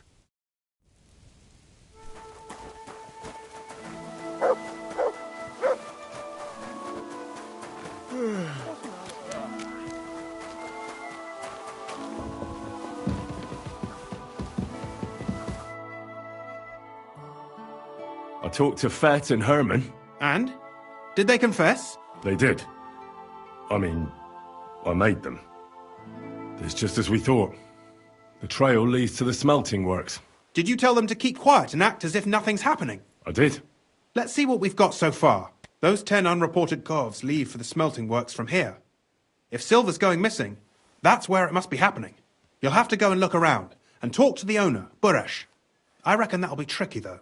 How so? Buresh is a very cautious and clever man. I reckon he won't be happy to have someone snooping around his property. But he's the only one who can give you permission to walk round the smelting works without the guards bothering you. Something like your letter of safe conduct. How can I persuade him to give me one? Like I said, it won't be easy. Nevertheless, I found a way you could gain his trust, at least a little. You'll pretend to be a nobleman interested in buying some smelting works, who'd like to get a closer look at his operation. A nobleman this time, then. But be careful. Buresh won't be as easily fooled as the simple pitman here. You'll have to dress like a real nobleman. That means no plate armor, or, God forbid, bloody rags. But listen, don't carry a weapon. Buresh has a morbid fear of someone threatening him. That's why he has a bodyguard with him at all times. You must come to him dressed to the nines and act impeccably, so as not to arouse the slightest suspicion. In short, be charismatic. As charismatic as you can manage. I got it. I'm ready to go.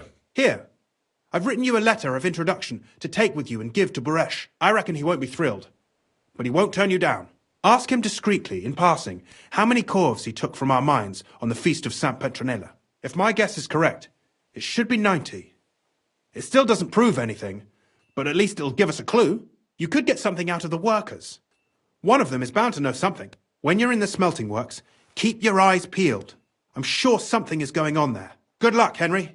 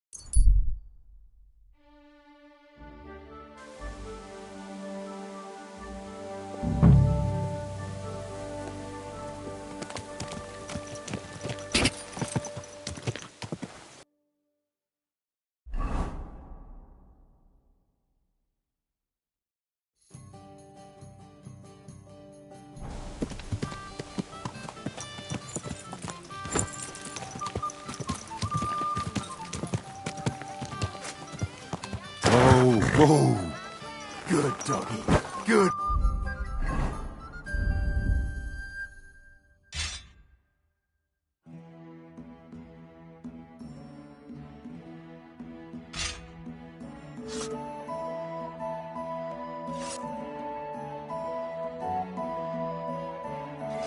Boy.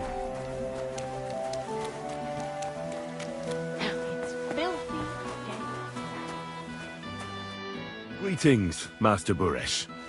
I'm Henry of Scallis. Nice clothes. You've got good taste. Thank you, Goodman. Likewise, Christian of Pisek sent me. I'm supposed to give you this letter with his testimonial. Skalitz, you say? That's where the royal mines are. Am I right? You are. Unfortunately, the mining has ceased since King Sigismund's attack. That truly is unfortunate.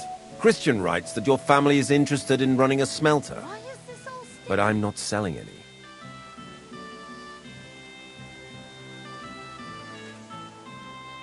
I know. I just want to see what it looks like in the smelting works. Well, if Sir Christian wishes it, I won't deny you the opportunity.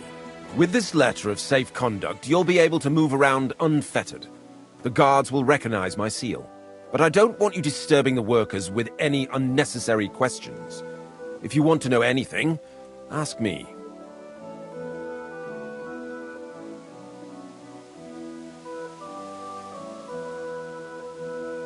God be with you, Goodman. Don't forget, there are limits to my permission. And above all, mind you don't have an accident. Smelters are dangerous places. Farewell.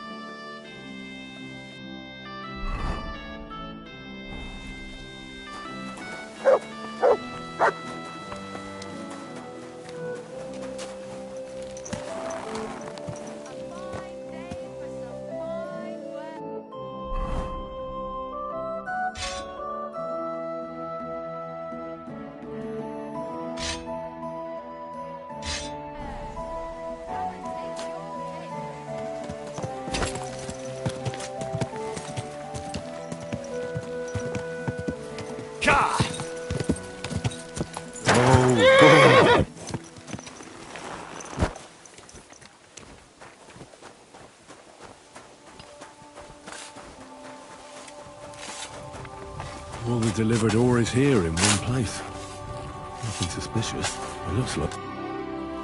What does your job actually entail? You mean smelting? Well, in the scrusher, we scrush the ore brought from the mound and chuck it in the furnace.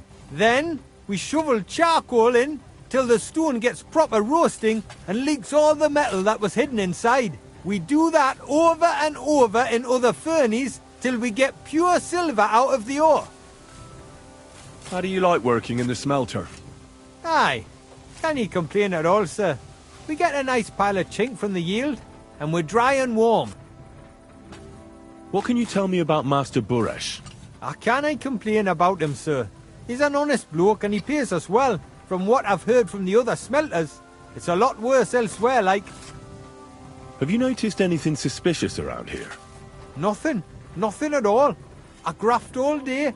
No time for looking around. Does any silver go missing from here? Here? In our smelter? That would mean some of our lads are involved and you get the rope for that. Look, Sonny, I don't want anything to do with this. Have a chat with Shima over there. He's not afraid of anything.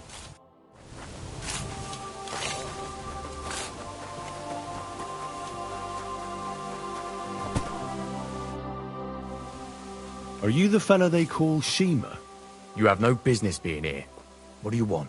I'm told you know something about the silver that keeps going missing from the smelters. Me? I don't know what you were told. Meet me outside in a while. Now you'd better get out of here before the guards see you.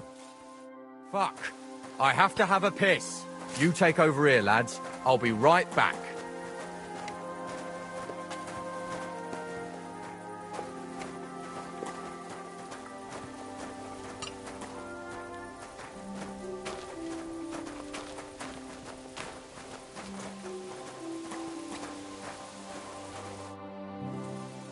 Well, can you talk now? Who are you, fella?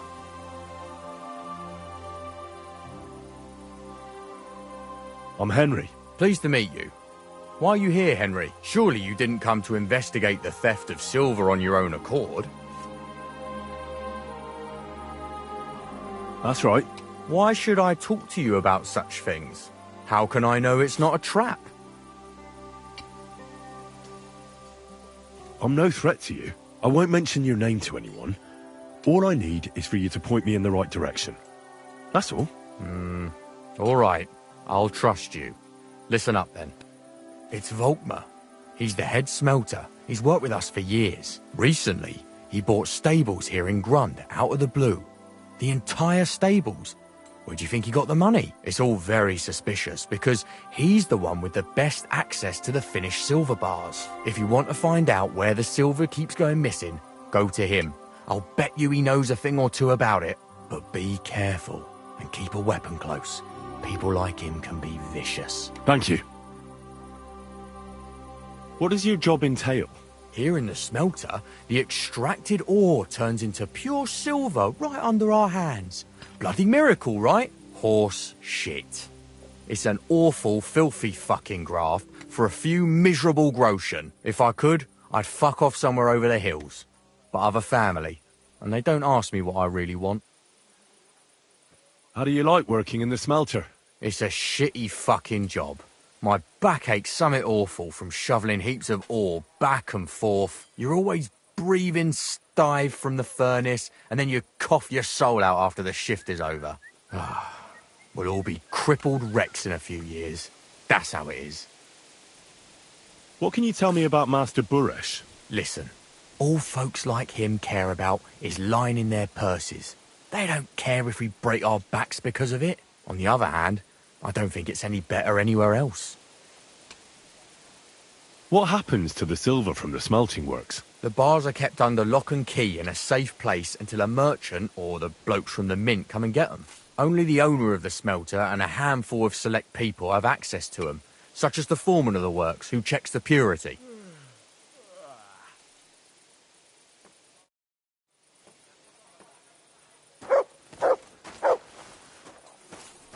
God be with you.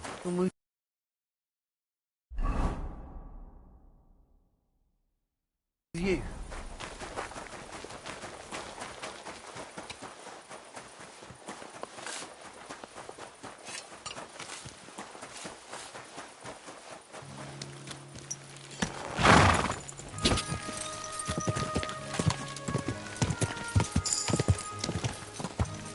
Whoa! Are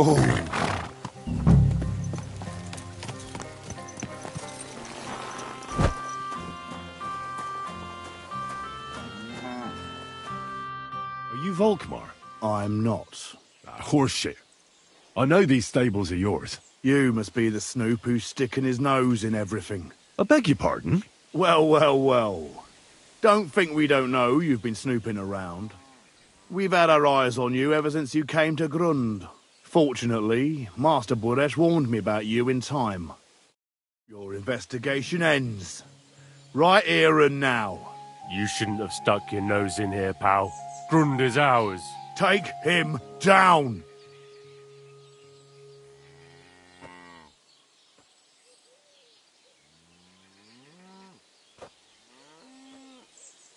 Let's do it then. You'll all die. I don't care how many of you there are. I'll hack you to pieces. And my dog will finally get a proper meal. Whoa, a tough nut. Where are you going, cowards? You're a dead man.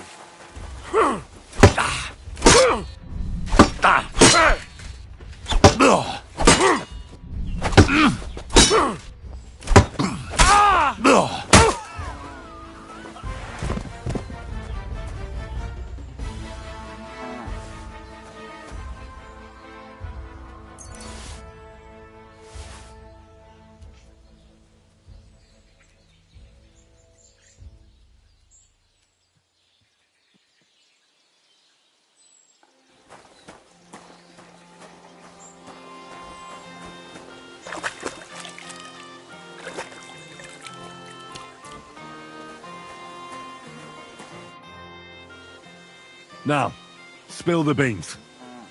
You're responsible for stealing the king's silver? Not me. It's Buresh. If I didn't play along with him, I'd lose my job. All my life. It's true. As Volkmar is my name, I swear on everything that's holy. Take it from the beginning. As head smelter, I test the quality of the silver that's been smelted every day. I have unrestricted access to it. One day, Buresh came to me and said he had an offer for me. He said if I accepted, he'd make me rich. He gave me his man to assist me. I'd take some of the king's silver bars and add them to Buresh's yield. The books were cooked, so no one found out anything. Everything was going well, and Buresh was happy. A few weeks later, he sent me to the mines. I was supposed to make a deal with the new foreman, Fett, and pay him off. In the end, I had to force him to cooperate, just like Buresh forced me. With threats. Why didn't Buresh take the silver himself? Why did he need you? The Mint Master's men watch over the transport of the king's silver. They take turns. Buresh had it all figured out. Aren't you ashamed to steal from the king? And which king did I steal from exactly? Wenceslas or Sigismund? I didn't care, man. I earned some nice chink, and that was that for me. Moving on, where does the unreported silver go? There are mined-out shafts near Old Kutna, where nobody ever goes. Buresh has a secret mint in one of them. They counterfeit coins in there? I suppose so. But what they actually do there, I've no idea. I've never been there. Buresh only told me about the mint a while ago. He wanted to send me there for some reason, so he drew me a map. Did Buresh ever mention that Mint Master Vavak was involved in it? Not in front of me. Maybe his guard, Little Neri, knew something. But you won't be able to ask him anything anymore. Give me the map. Yeah, if you take the road to Old Kutna, you'll reach the place where the abandoned shafts are. The entrance to the mint is somewhere around there. Look here. Can I ask you a question? Why are you doing this anyway?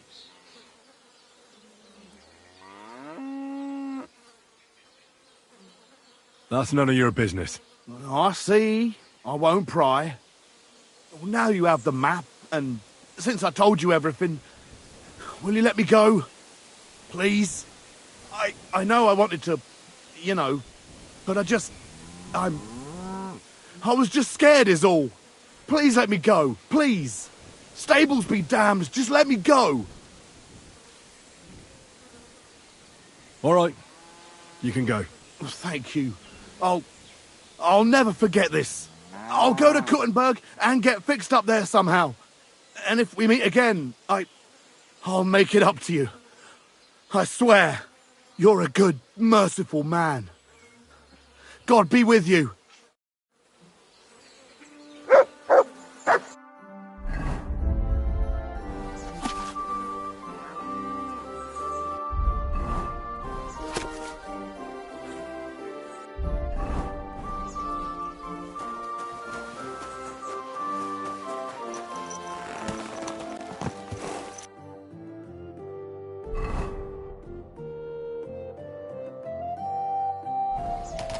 Go!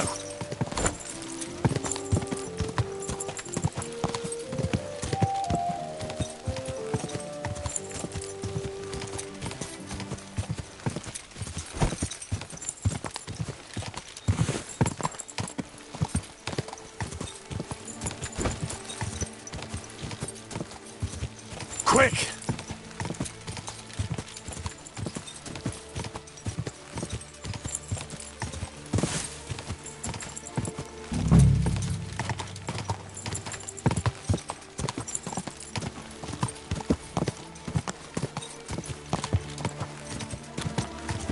Quick!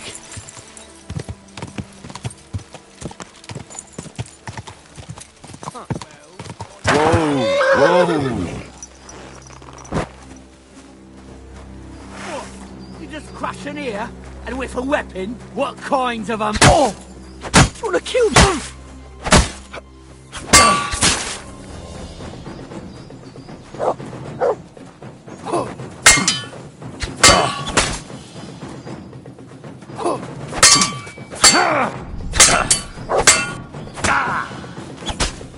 Fucking die already!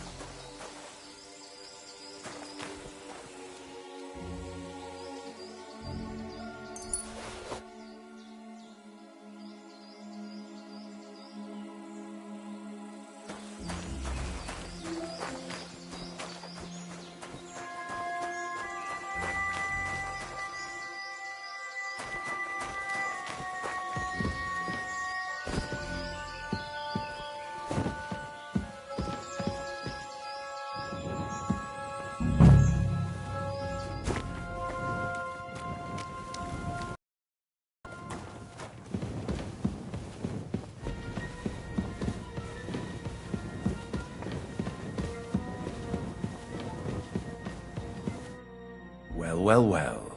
Look who's here. I knew from the start you didn't come to the works for nothing.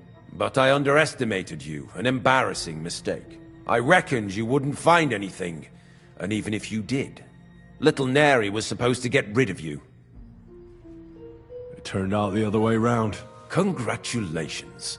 His wife and children will surely be beside themselves with joy. What to do with you now, snooper? We could come to a reasonable agreement, or underground no one will hear you scream.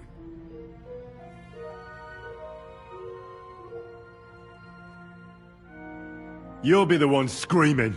We'll see about that. He can't leave here alive! Finish him! I feel quite hungry! Show what you're made of!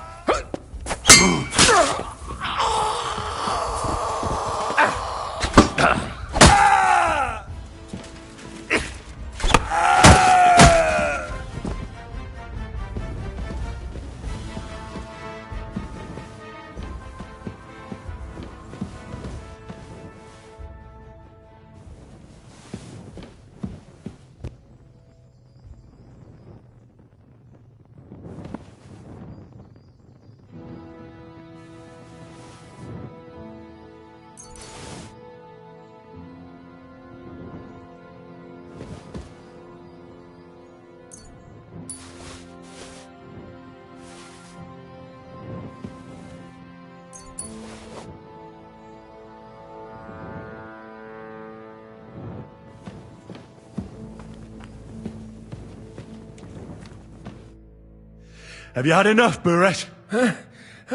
Mercy! For Christ's sake, mercy! Underground, no one will hear you scream. No, please.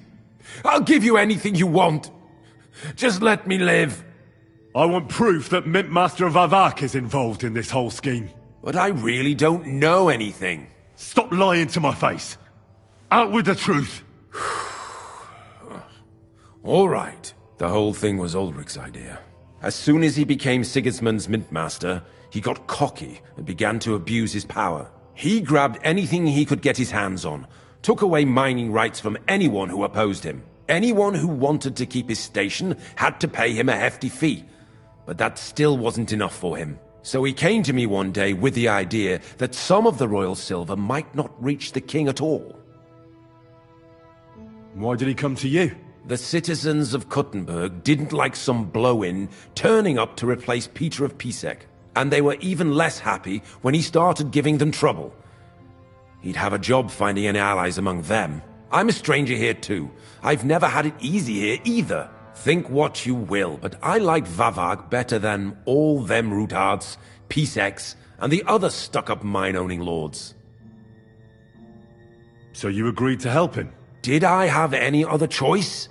He'd destroy me and find someone else to run the smelting works. I hate to say it, but he knew who to come to. Wasn't he afraid of Sigismund? Sigismund came here for the silver. He doesn't care how it gets to him, as long as it does. He trusts the Mint Master he installed, and he's got no way of knowing something's going missing along the way. Unless someone tells him. What was his plan? Surprisingly simple. Bribe anyone who kept records of mining and processing to cook the books. And to keep the Mint Master free of suspicion, he put me in charge of this whole operation. For a tidy pile of coin, of course. In the end, it wasn't even that hard. No one had the slightest problem with earning something on the side of the king's expense. And when somebody got cold feet, we took care of him. What are you doing with the stolen silver? Stolen? Such an ugly word. I prefer diverted, undisclosed. Whatever. What do you do with it? It's used to mint groschen.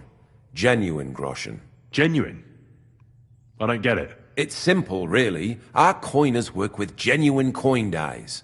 We're producing beautiful, new, and especially clean groschen. No one can tell they're not from the Italian court. About the evidence? Yes? I need some proof in my hands. Something that proves Vavak's involvement in the scheme beyond any doubt. And I can count on you to make sure my name is never mentioned? Will you give me your word? You have my word. I won't blackmail you. I'm glad to hear that. Here's the key to the chest. You'll find everything you need there. It's behind that door, in the coiner's room. The key to it is right here on the table. You'd better not talk to the coiners. They're an odd bunch. Is that all? Aye. Everything. I'm sure you have something else. Don't tell me you and Vavak didn't exchange letters, for instance. You must be the devil himself. Here it is. But I'd appreciate it if you kept it to yourself. I'll be on my way. I won't say it was nice to meet you, because that wouldn't be true. I hope we never see each other again.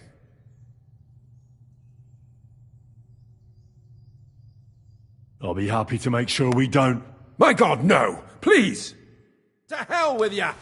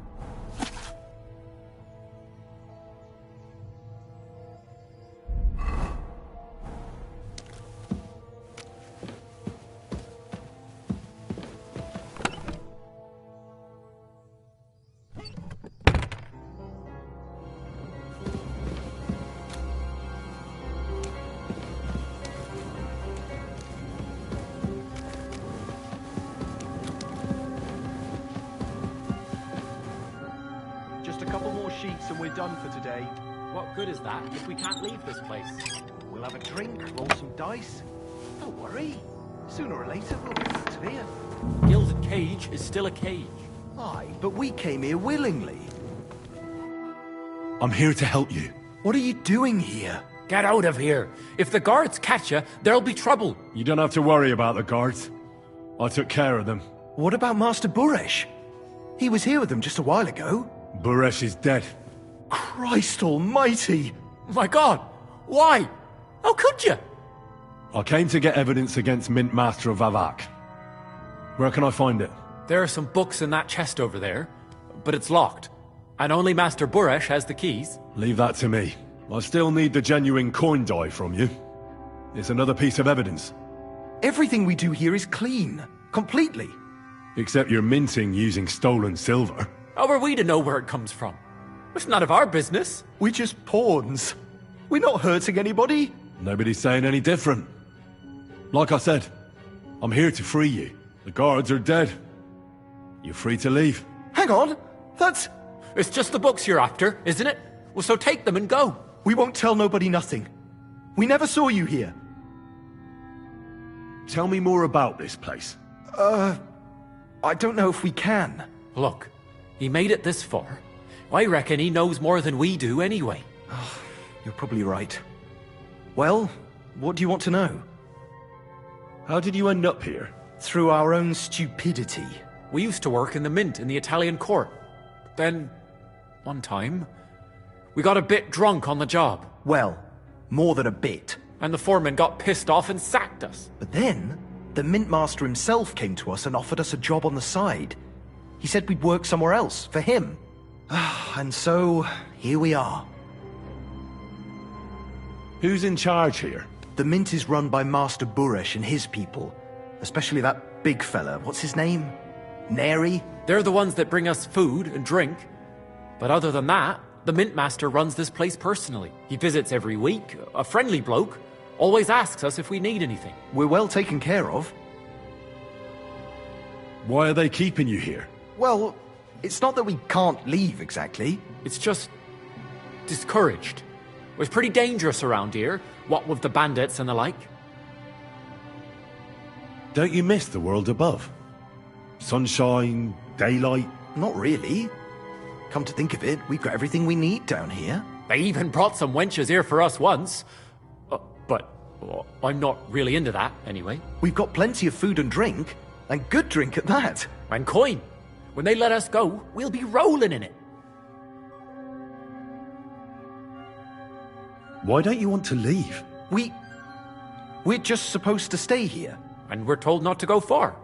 The mint master would be angry. I'll take care of Vavak. You have my word. With the evidence I'll bring against him, he'll be finished. When I'm done with him, you'll be the last thing on his mind. You reckon it's really safe? That we could go up top? I'm sure of it. So, if he says the guards are gone... Then we could... What do you think? I don't know. I can't believe it. Me neither. We're really... Free! We're free! Free!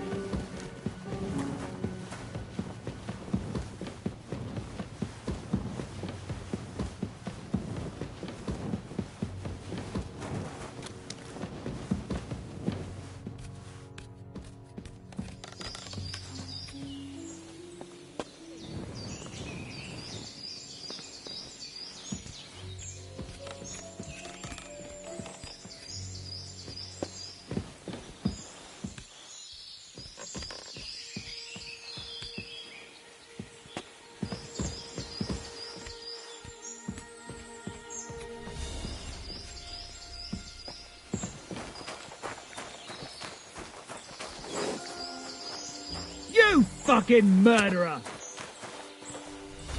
For the cross!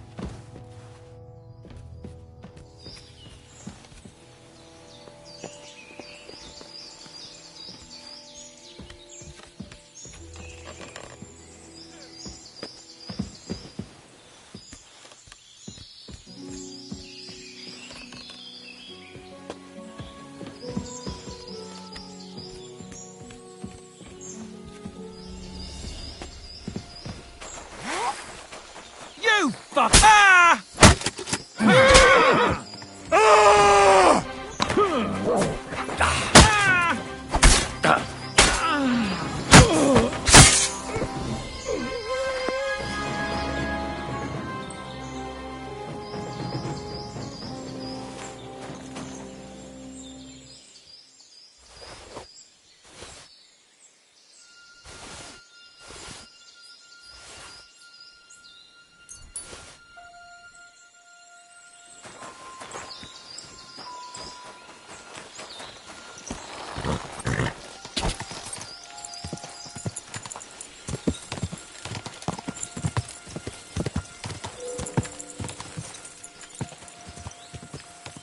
Go!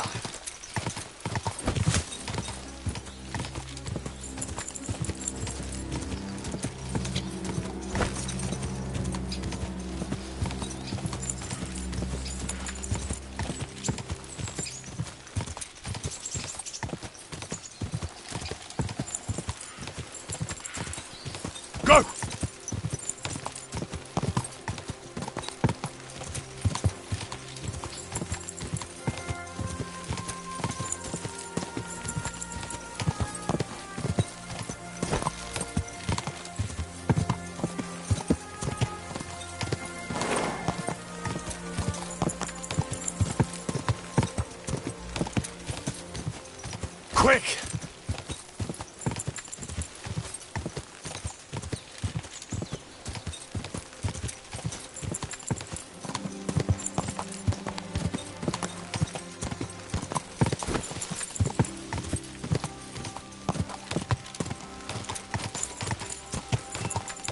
Whoa! Been pampering this horse.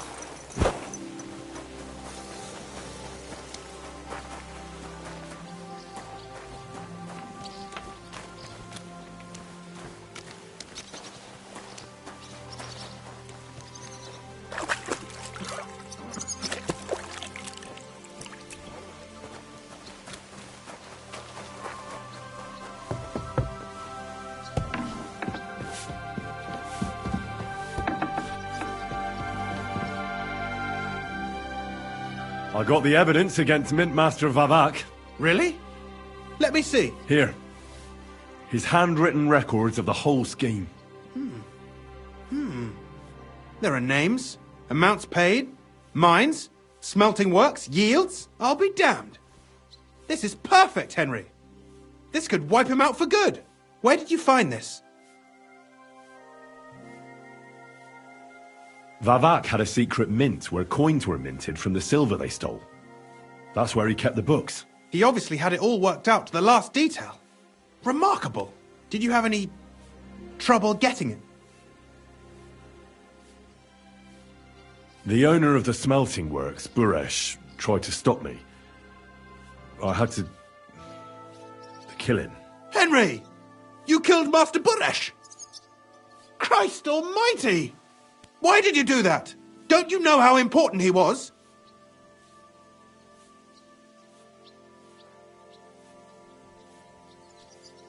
I had no other choice. It happened in a dark corridor. I couldn't see how many cutthroats he had behind him. And when he started threatening me, well, I got scared. My life was at stake. This wasn't supposed to happen. But if the situation was, as you say, what's done is done. We can't take it back now. There's one more thing. Was there anyone else in that mint? There were some coiners being held prisoner. Jesus Christ! Held prisoner! Vavak locked them up there to work for him. My God! He really is an unscrupulous monster. Did you let them out? I did, but it took some persuading. They were afraid. Thank God for that. When you talked to them, did you see a coin die anywhere?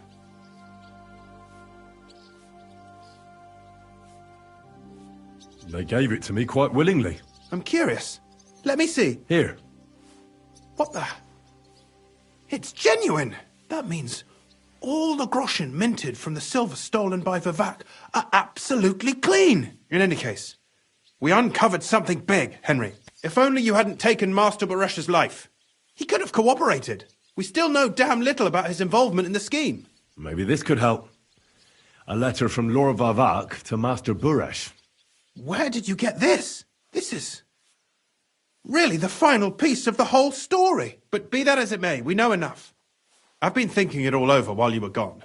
The scheme Master Ulrich Vavak von Neuhaus has been running under our nose is incredibly insolent. But it's also one of the cleverest fraudulent schemes I've ever heard of. With those books in Rittard's hands, Vivak won't remain long in his post, and it's now pretty clear who will replace him. And a side income like that could prove useful to many people, if you take my meaning. I'm listening. I knew you'd understand. Everything would stay the same. Entering false figures in the books, processing the ore in the works, a secret mint, only there would be a change in management. I'll have to find replacements for Fett and Hammond in the mines. But that shouldn't be difficult. A miner jumps at coin like a dog at a bone. What happened to Herman and Fett? Not long after you left, Herman disappeared. They saw him on the road to Grunt, and they found Fett on the spoil tip with a broken neck. You think it's related? Who knows? Maybe Herman told someone you were snooping around and that Fett talked. Things like that can get you killed. Shit. They're both gone, and now I have to deal with it. It'll be much harder to replace Master Buresh. I'll have to ask Ruthard and the other miners for advice. But I don't think it'll be a problem to find someone with similar abilities under the current circumstances. And I'll take care of the coiners myself. Nothing really changes for you. You can blackmail Vivak all you want, but keep your tongue tied about the whole scheme. I've got a little something here for you, as a bonus. And I'll give you something extra for the genuine coin die. All you have to do is nod.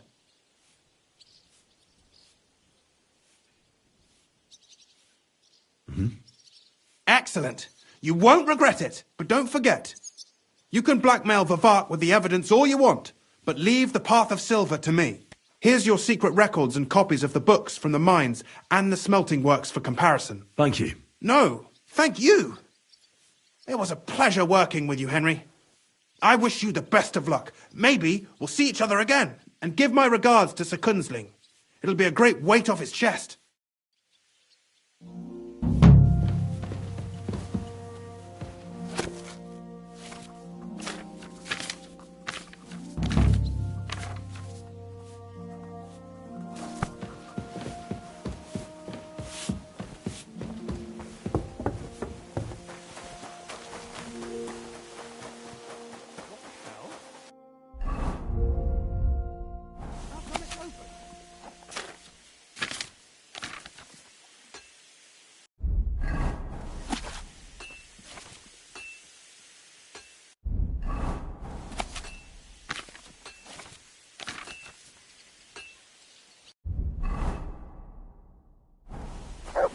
Maybe next time.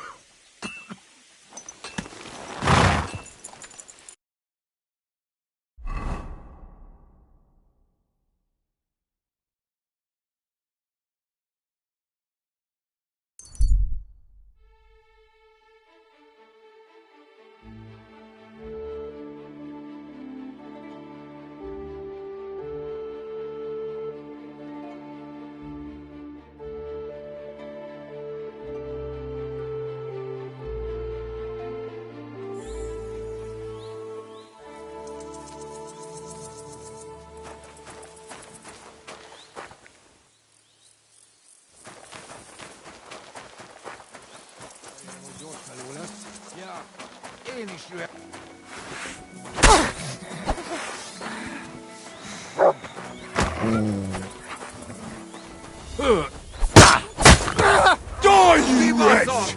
As useless.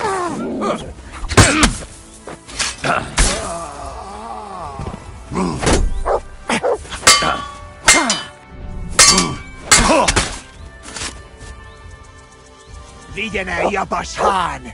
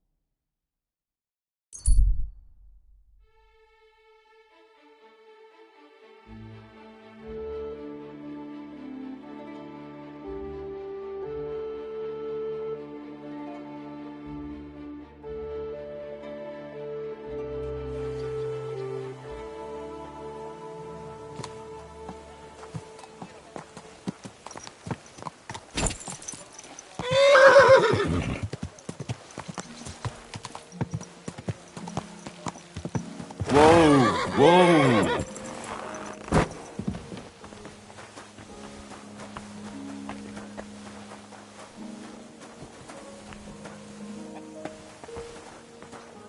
Henry, come here.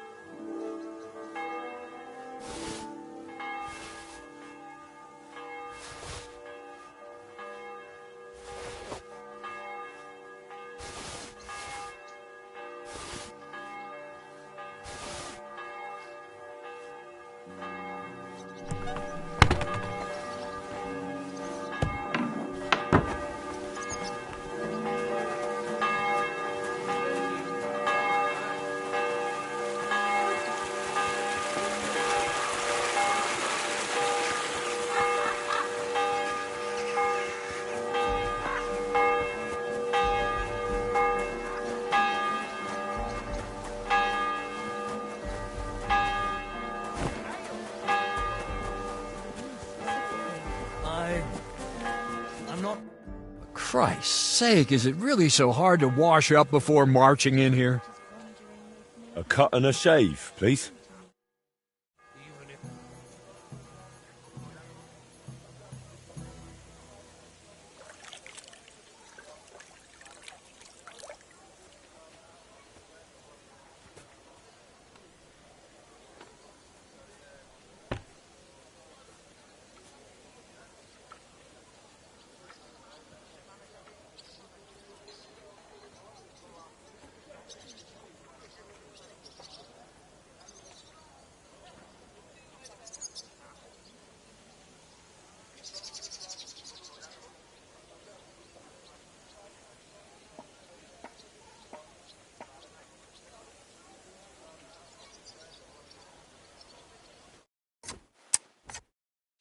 My work is done.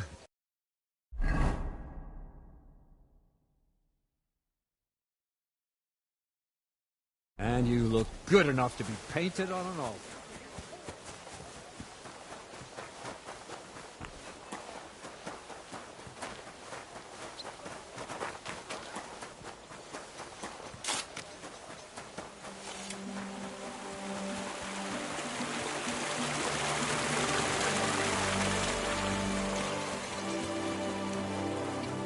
My respect.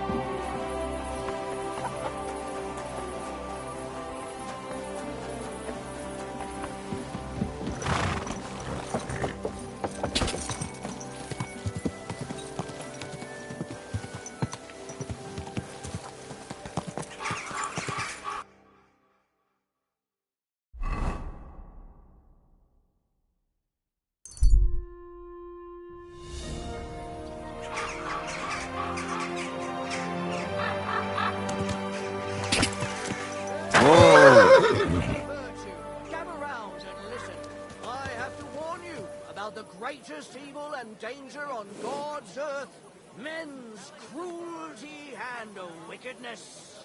You may say that God created Adam and all men in his image, so they can't be all that bad. But that's just what they want you to think. They're the ones claiming it's in Scripture. Who knows what's really in it and what they've made up? And if only lying were the worst of it. But you know full well they steal and kill and rape poor, defenseless women. Fair maidens, protect your innocence. Run to the nunnery and give yourself God.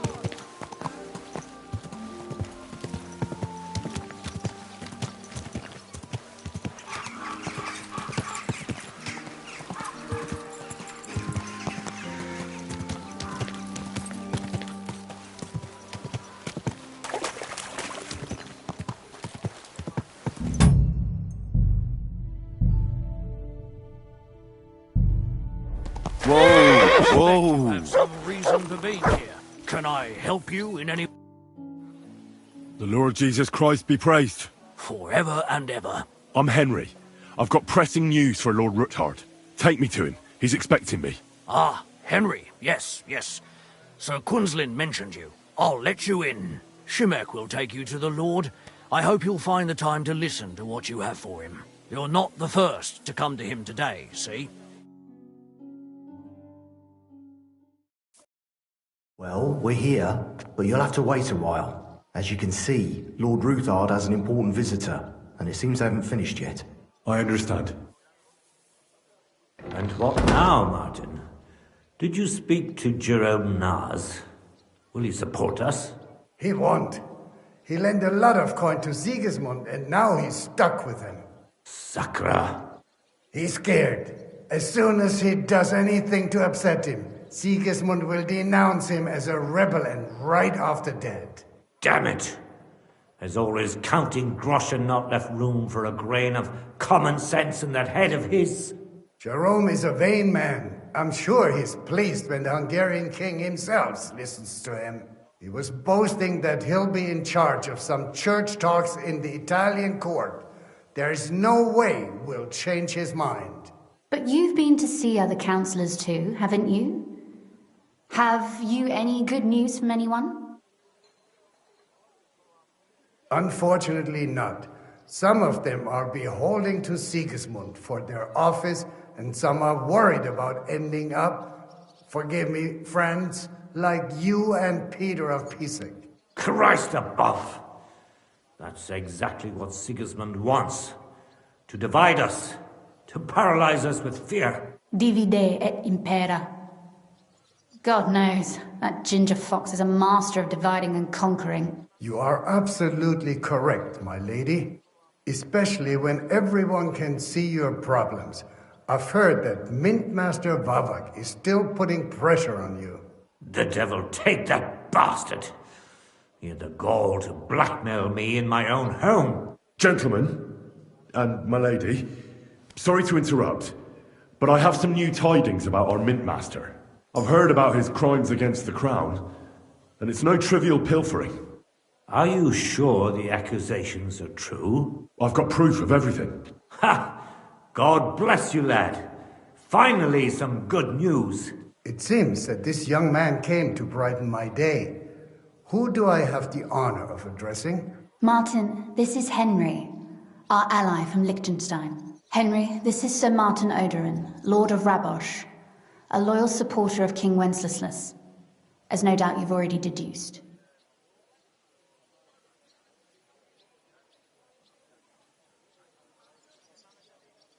Sir, my friend Godwin gave me a ring for you. He said you'd help me if I needed it. Godwin? Really?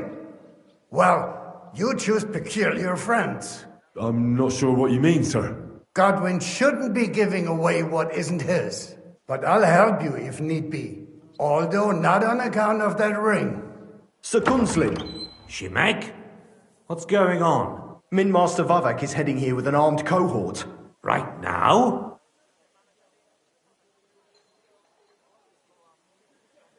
Let him come. He'll be surprised what I've got on him. Henry's right. If he helps us again like last time, we have nothing to fear. I agree. Let Vavar come. Shimek, place a gunner on the upper floor and a crossbowman on the stairs. Then gather whoever you can find and join us in the yard. Certainly, right away, sir. Henry, we're counting mainly on you. I hope your findings are worth a dozen armed men. 100 at least, sir. You'll see. I'll help you into your armor, Papa. But quickly! And then go to your chambers and lock yourself in. What? I'm going with you. No. So go to your room. Take your precious crossbow. And if things turn out badly, shoot any of Vavark's whoresons who stick their noses through the door. If something were to happen to me, you're the next in line in our family. I love you, Papa. God Almighty, hold your protective hand above us. Greetings, Sir Ruthard. Your gate was open, so I took the opportunity for a little visit. No gate is closed to you, is it? The gates of hell are especially looking forward to your visit. But you're more than well aware of that, eh? Since you don't dare leave home without a horde of men-at-arms. My men aren't here to protect me, but to enable me to keep order when needed. And today, I got the feeling that order is just what's needed. Or do you disagree, sir? Weigh your words, sir. One might take them as threats. And be assured, we're very well prepared today for anyone who might threaten us. Threat? A warning, more like. A friendly warning from the Royal Mint Master. Lord Rudhart, I'm offering you one last chance to surrender your mining rights to me. If we agree, neither you nor your family will have anything to fear. If not, the king will hear of the serpent you nurse in your bosom. And this time, you'll lose not only your fortress, but also your honor and status. Enough! Do you think you can insult me in my own home? Do you imagine you could do as you please, just because you have Sigismund's favor? That can easily change when the king learns of the serpent you are nursing in your bosom, to cite your own words. Sir, only, considering what I know, you might lose a little more than your honor. Like your head, for what it's worth. How dare you? Henry, kindly inform the Royal Mintmaster what is being said about him.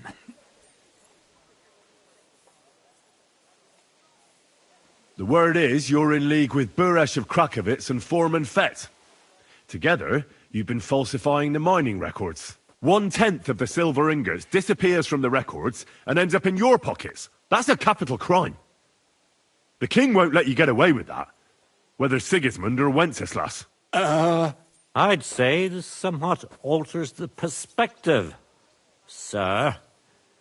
So from now on, you will leave me and my family be.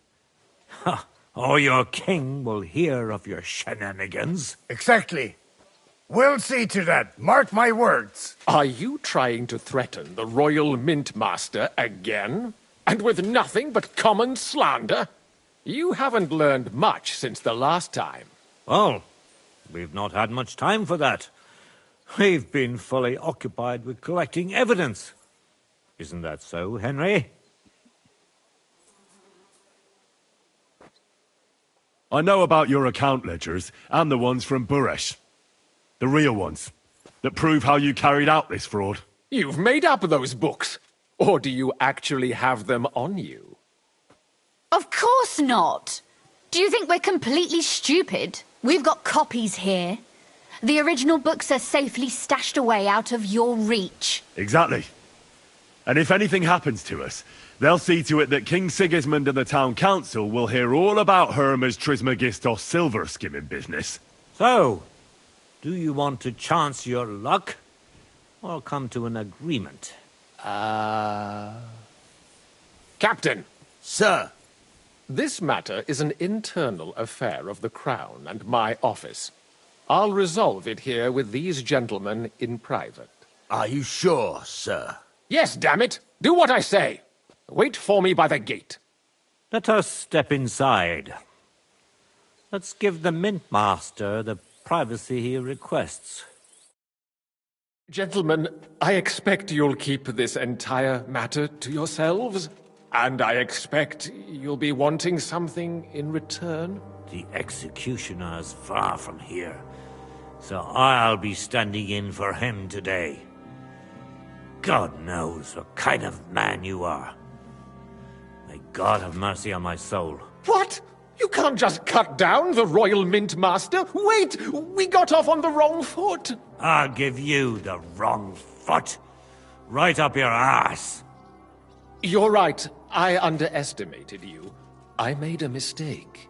You certainly did, sir. A big mistake. The only question is, how much your mistake is going to cost you. Don't do anything rash, Kunslin. I understand you're angry, but he could come in useful. That's true.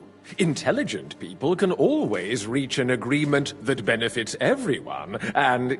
You're right. I'm more than angry. Swear you leave me and my family in peace, and our mining rights will remain untouched. You have my word. I swear it. Good. You know what awaits you otherwise. If Martin believes you can be of use to us, I'll leave it to him. I'm not in the mood for this. Right. You said intelligent people can come to an agreement. So let's see. We need to know what Sigismund's planning. Spy on the king? You can't ask that of me. It doesn't sound like you want to come to an agreement. You can't. We can, and we will. This is nothing compared to the punishment you're facing for what you've done. Either you agree to this, or Sigismund learns all about it. Then you'd have to run damn far to avoid the chopping block. Henry's right, so don't even think about double-crossing us. You've a lot more to lose than we do. And don't forget about your oath either. I understand. All right, I'll do as you ask. Excellent. And now, get out of my house. Of course. I'll take my leave too, Kunslin. I've still got some affairs to deal with today. At least I can see our Mint Master out. I'm sure he'll be delighted to tell me many interesting things. God go with you, Martin. I hope we'll soon meet again in more pleasant circumstances. Ha ha! Now that was a good one. The mighty Mint Master strode in like a lion, and then crawled out like a whipped dog. Oof. I can breathe a lot easier now we've got rid of that bastard. At any rate, Henry, I'll take those incriminating books. I'll hide them in a safe place, just in case he gets any ideas. Good idea, sir. Here they are. Thanks, Henry. You did a fine job, and I'll never forget your help. Well, you can return the favor right away, sir. You promised to help me get into Malashov. I did. And I'll keep that promise. There's a secret passage leading out of Malashov, and you could avail of it in the opposite direction. A secret passage? That's a godsend. Von Burgov won't have an inkling. He won't. It's well hidden. We didn't even know about it ourselves for a long time, until Rosa discovered it in the fortress one day. She can best explain to you how to find it. She should be in her room. It's up the stairs. You'll see the door on your left. All right, I'll ask her. Thank you very much, Sir Kunslin. Don't thank me yet. The worst of it is still ahead of you.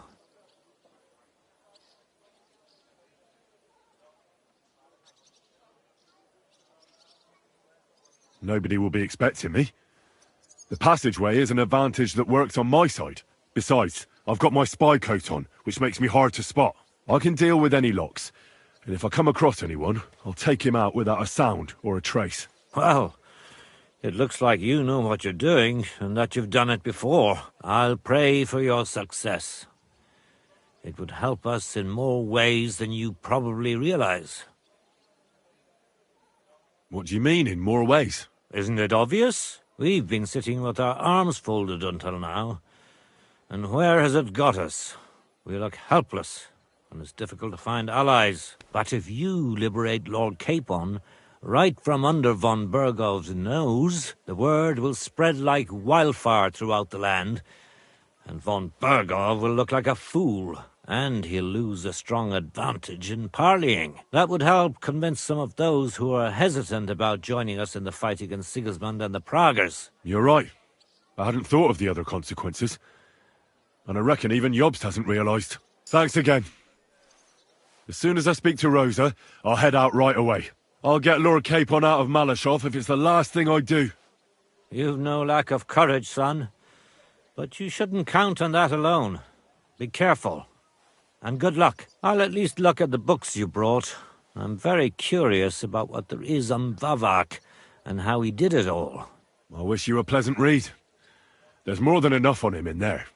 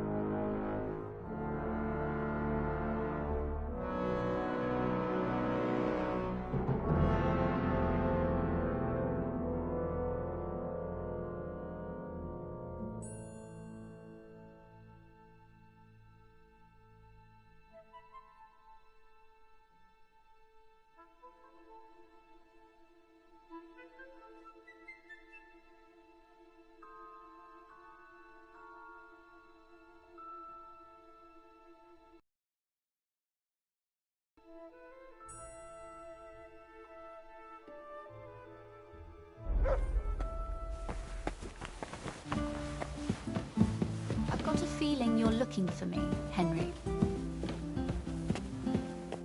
Your father sent me. So I can tell you how to get to our fortress. A task for the lowest lackey, wouldn't you say? Well, you don't need to answer that. Right, yeah. That's exactly why he sent me. But how... What are you staring at? Do you think I was born yesterday? I was listening to you from the top of the stairs. So, this passage, it leads to the cellars, but the outside entrance is hidden underground in a forest, not far from the castle. You can find the exact place if you know where and how to look. Is it in a cave hidden behind a waterfall? Well, no. But it would be nice. Listen, nearby Malashov is a stud farm managed by Hashtal, an old friend of Papa's. We had a wayside shrine set up at the crossroads before the stud farm. A wayside shrine? How do you mean? Are you a Christian at all? Never mind. It's a big white column.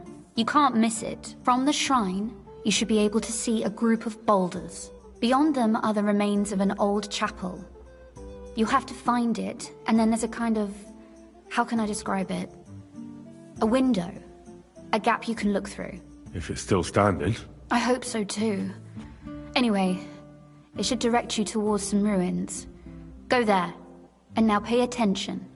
Somewhere in those ruins is a stone cross. You have to find it and look where its top points to. If you go the way the cross is pointing, you'll find another one, and again follow the direction it's pointing in. That should lead you to a small clearing, marked by a cross in the rocks. You dig there, and you should get to the passageway.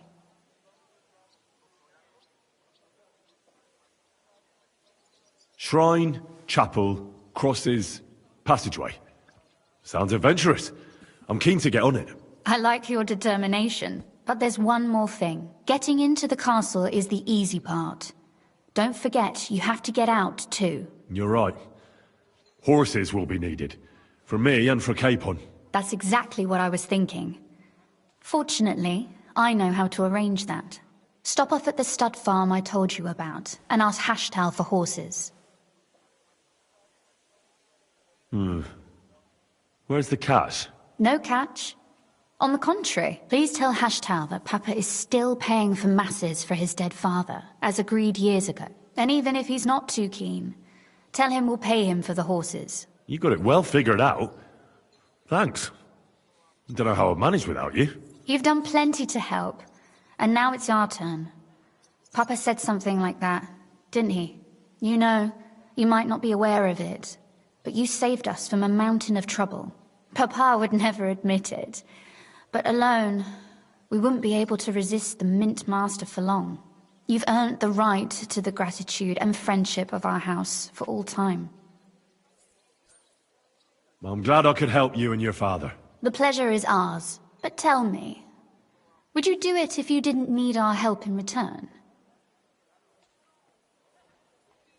My lady, I'd help you any time. Truly? In that case, you certainly won't refuse my request for a little... service? But you mustn't breathe a word of it to anyone. Understand?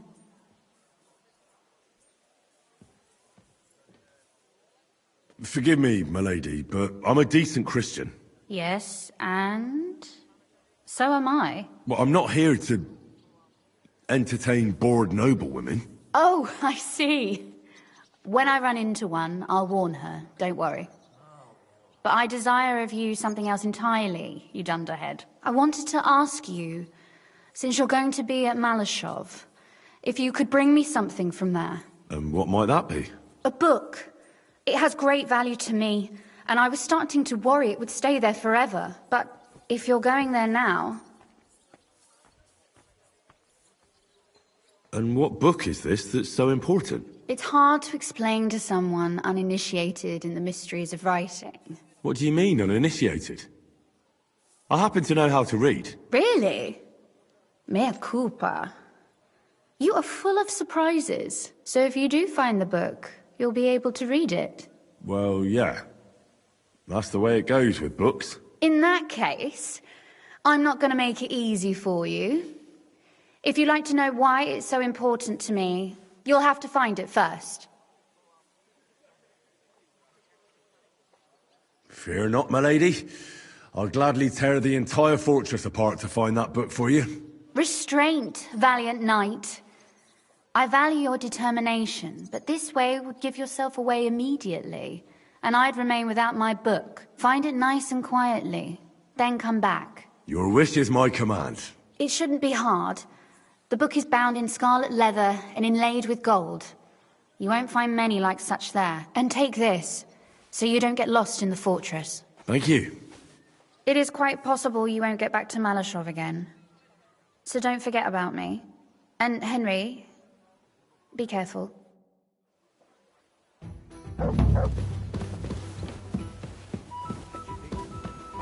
must ask Rosa if she knows about some Trismegistos. I should have heard that name somewhere.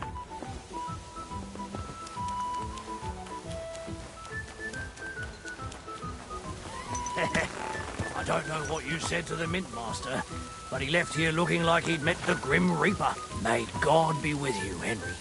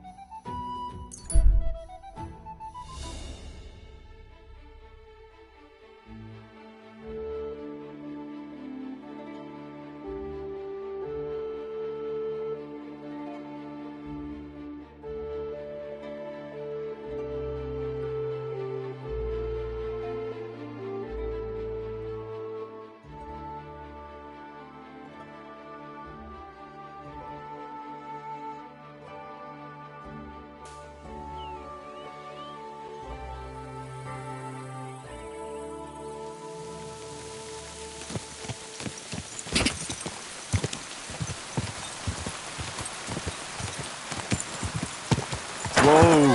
Whoa! Go!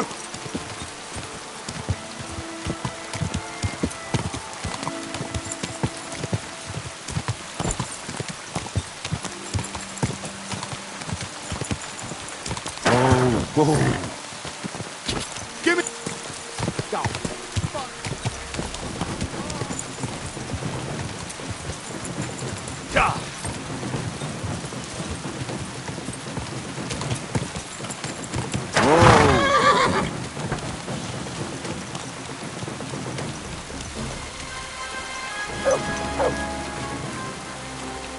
Good day to you.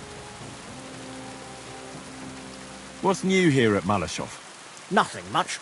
If you're looking for a job, try your... The Ruthard sent me. What's that to do with me?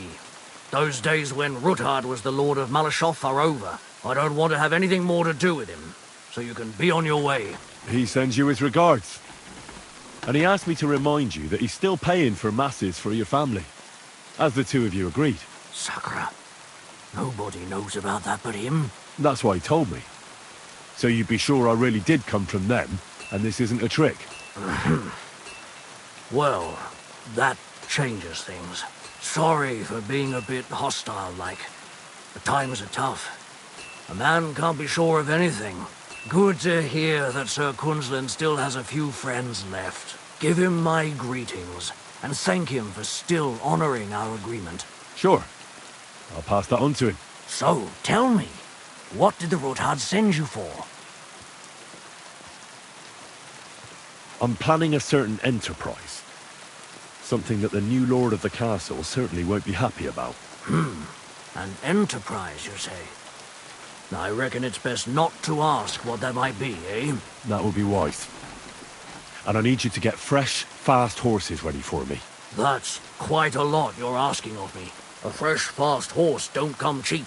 But fine, since you're from Sir Kunzlin, I'll have it ready for you. Somewhere a bit further from here so I don't get in the shit if things go sideways. Of course. The last thing I want is to endanger you unnecessarily. And the Ruthards promise to pay for the horse if it comes to any harm. All right. So look, here next to the stud farm there's a kind of band of rocks below the forest. When you go alongside the rocks to the end, you'll find a wooded copse not far from the castle. There's a well-trodden patch of ground there, so that's where I'll have that horse ready for you. Hopefully, nothing will happen to him if I just leave him there. Recently, there's been wolves and wild dogs sniffing around here, so we have to watch out for the animals. Thanks. I'm obliged to you. You ought to be. I wish you the best of luck. I reckon you'll need it.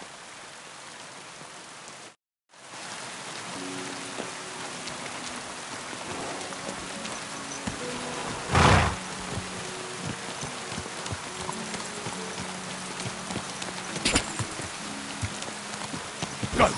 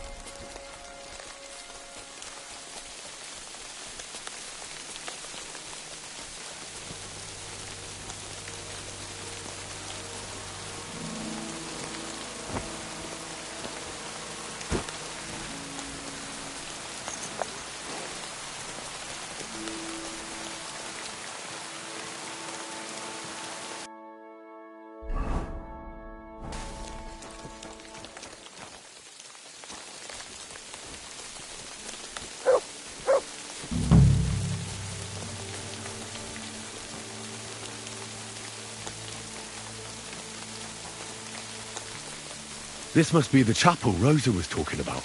I'm supposed to look through its arch for some old ruins. Well, let's see.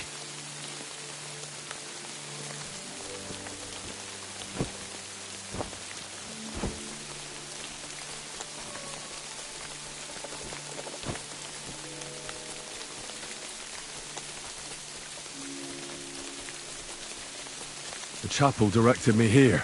There's no doubt about that. So somewhere around here, I have to find a stone cross, and then go in the direction the top is pointing.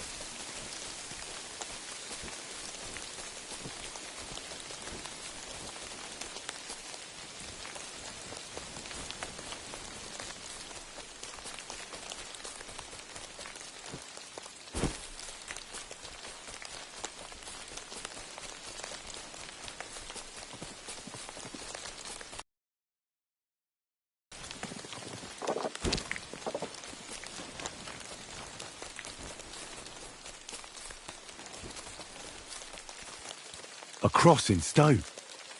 This could be the place Rosa mentioned. I'll grab the spade and see if I'm in the right place.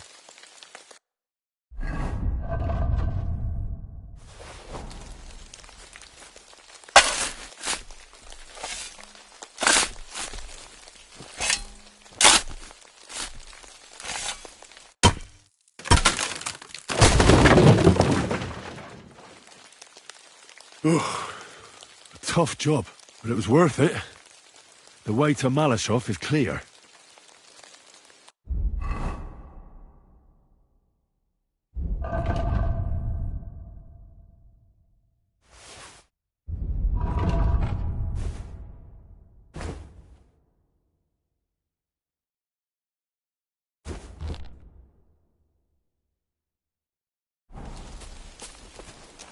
Now I get it. Those boards were supported by beams to hold the earth above, so there didn't have to be as much of it. Hidden and firm. Really smart. It's a good thing they did it that way too, so I didn't have to dig as much.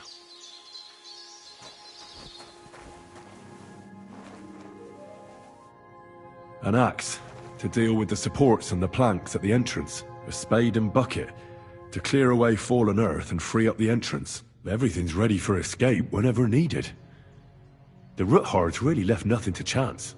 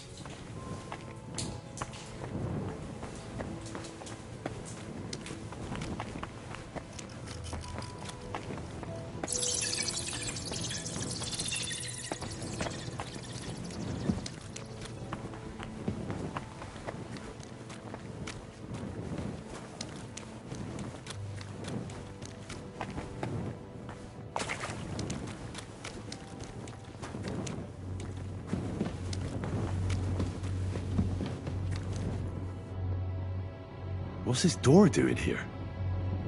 Could it be another of the Ruthard's tricks? But if this beam is dropped onto those cleats, no one would break through in a hurry. I reckon with this, any defenders could hold off their pursuers for quite some time. This will come in handy on the way back.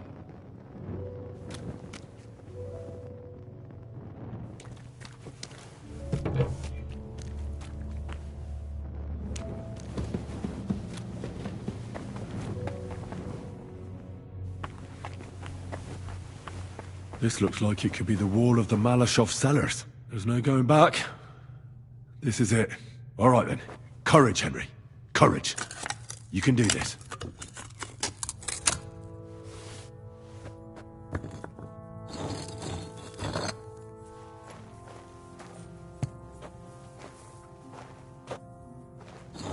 This is going to take a while.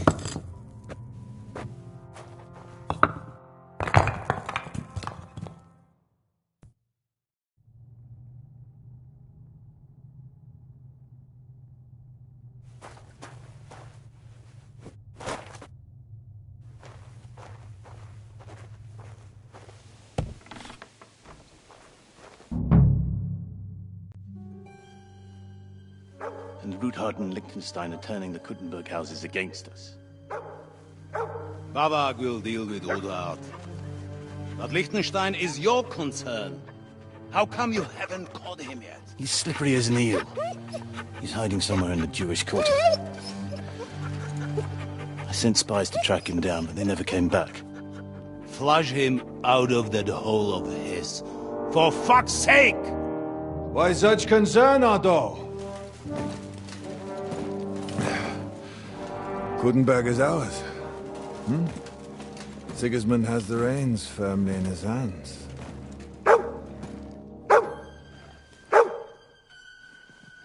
He's got fuck all in his hands.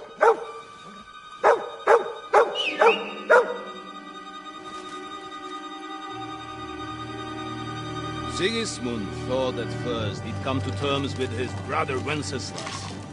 Clear the way for him to the imperial throne and take the Bohemian throne for himself. But Wenceslas couldn't even get off his drunken ass and go to Rome for the coronation.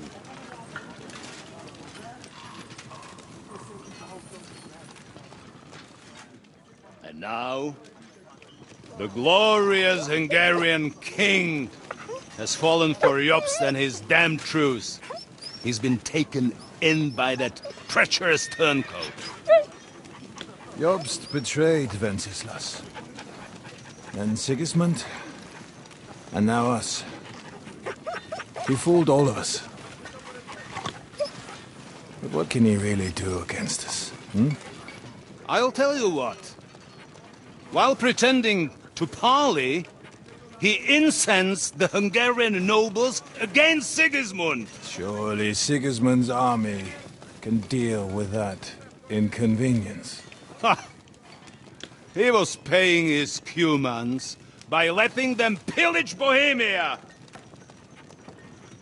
He set half the people against him in the country he wants to rule. And now, there is nothing left to plunder. While we are shuffling our feet here, Jobst is surely mustering an army. What are we going to do? We've got Cabon. I'll keep Hanush and the Lipa people at bay. If they ever want to see their heir alive. Jobst has Liechtenstein mustering other allies for him. We get him in our grasp, and Jobst will be like a fish out of water in Bohemia. I'll drag him out of that Jewish den with my own 2 hands.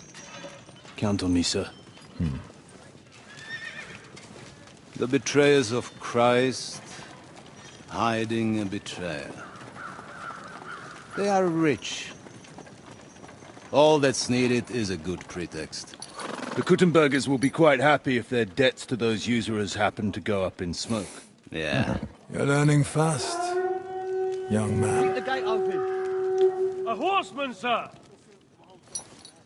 Anish is out of the game. The Kuttenbergers are taken care of, and we'll catch Liechtenstein. You'll see, my friend. Good times are coming. Your Graces, King Sigismund is convening the town council, but first he requests your presence at the Sedlitz monastery, without delay. What's all the urgency about? Surely you must know that yourself, sir. The captives fled Trotsky Castle and killed Istvan Toth while escaping. What?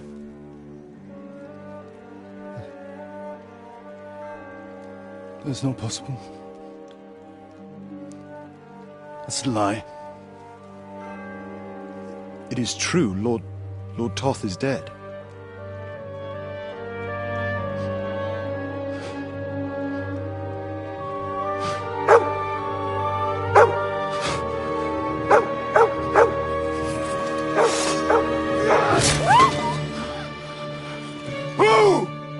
Who? Speak! The messenger said something about Cobbler's bastard and some outlaws. I swear, by everything that is holy, I will find that whoreson, and I will rip out his heart!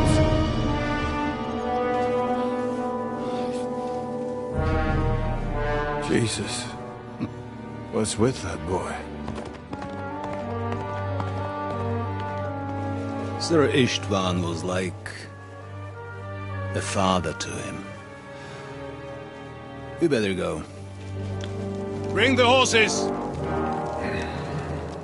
Shame about that dog.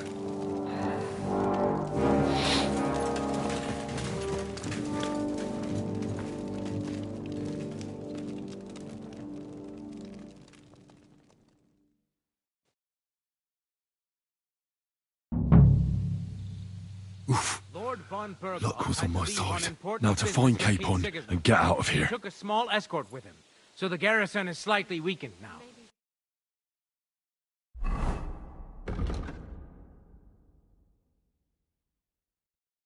So, be extra alert on your watch. If I find anybody slacking off, they'll get the whip. You got it, Conrad. Diepold, I'll send Hyman to the gate. You'll be in charge of the southern and eastern fortifications. All right, Conrad. I'll get right on it. Franz, run along back to the guardhouse and get some sleep so you don't fall asleep during the night watch. Aye, don't worry. The rest of you know your orders. You'll be sorry if you don't. Dismissed. And don't drink too much. Got it, comrade. Vitek, that cart is starting to get on my fucking nerves. I understand. I'll get right on it. And tell Drahomira it's getting late, so she won't forget to take some food to our honored guests. I gave her the keys so I wouldn't have to fuck around with it myself. Don't worry, it's already taken care of. I saw her taking it to me. Well, that's great. That woman must be the only one I can rely on.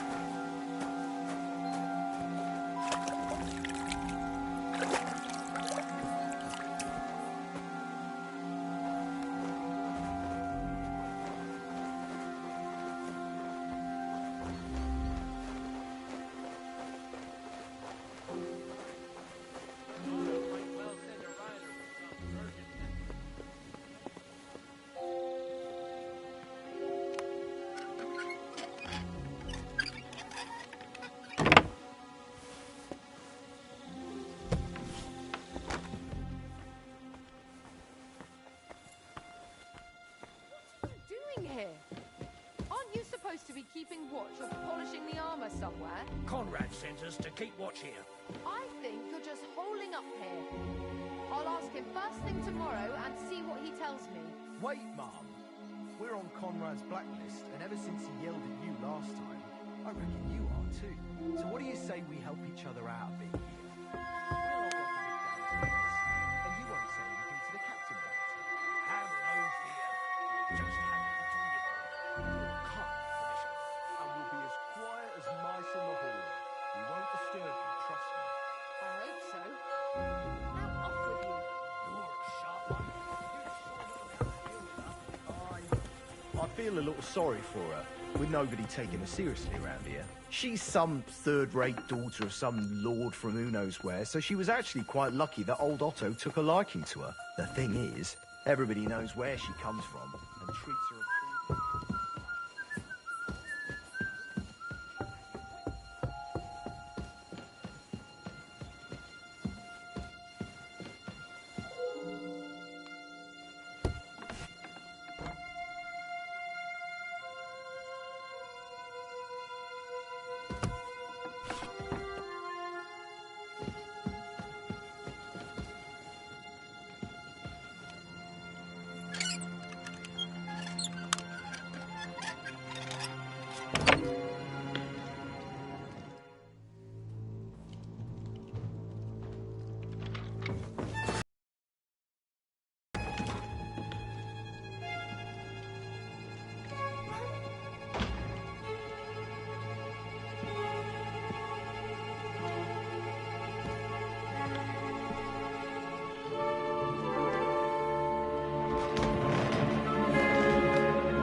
What is happening?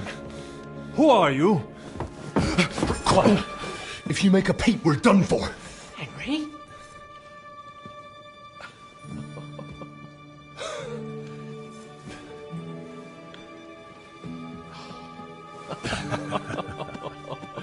Good God, Henry.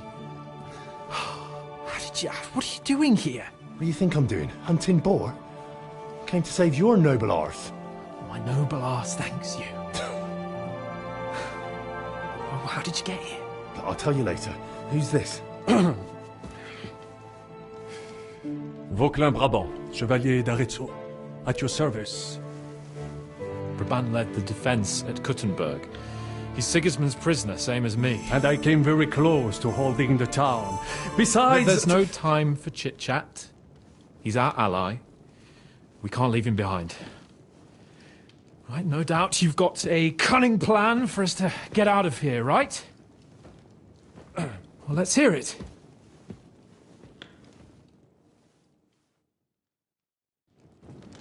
Of course I have a plan. Listen, I got to the fortress through a secret passageway that old Ruthard told me about. Von Burgov knows nothing about it. C'est magnifique! Very cunning. And so far, the garrison has no idea I'm here. We're lucky von Burgov left the fortress along with von Aulitz and some of the garrison. So I'll take you to that passageway, and we'll get out of here. We'll get to the forest not far from here. I'll have some horses ready there. We'll be gone before you can say the Lord's Prayer. Formidable! I call that an elegant plan. I myself had to sneak like that once during the siege of Arezzo. So, what are we waiting for? On y va! Wait. A passageway, you say? A dark, narrow passageway? Well, it's just a passageway. There's a bit of water in it to wade through, but nothing we can't handle. You can forget about it. I'm not going through any passageway. What? Let me repeat. No passageway for me. It's not the chivalrous way. It is not chivalrous, c'est vrai, but in our situation, it is more than delicious.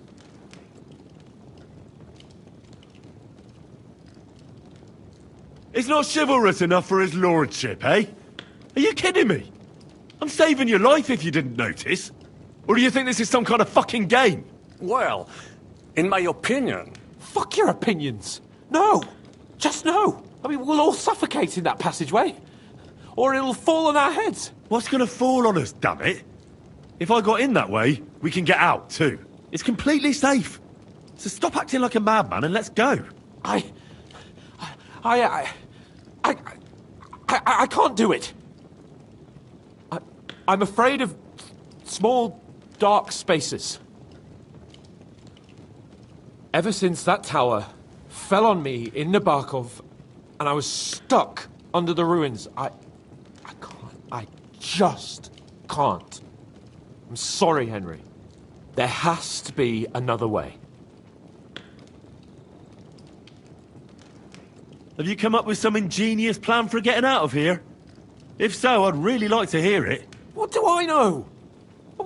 We could maybe break down the gate. Un moment. Henri? You said that Von Bergov left. Is that not so? Yes. And what about horses? Are there any horses left here? I think there's a couple, yeah. In the lower courtyard. Très bien. That will be enough. We just have to get to them. But I think we could get there stealthily. It is not far from the tower to the stables. Then you simply open the gate, et voila, we are gone. Just like I escaped when surrounded by that English dog John Oakwood. It may not be the best plan. It was not back then either.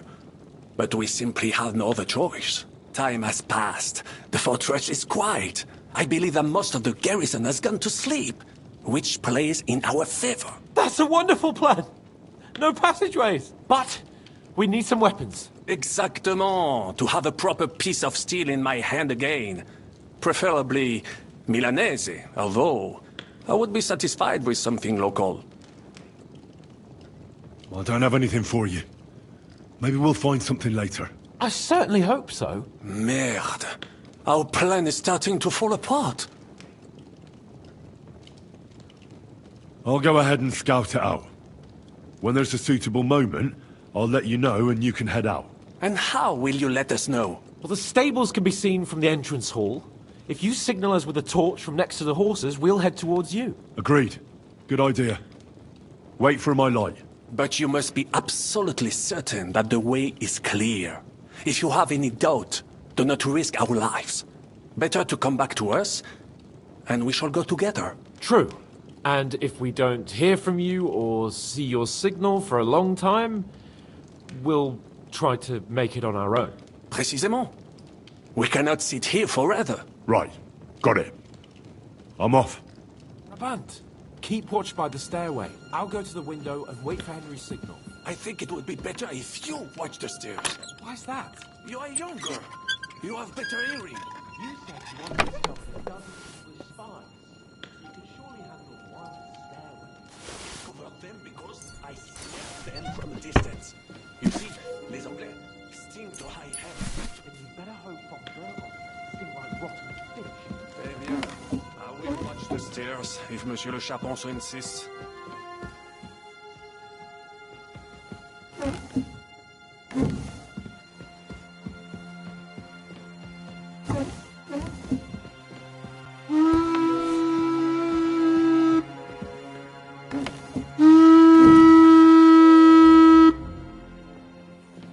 Give me some steel. We have to fight our way out.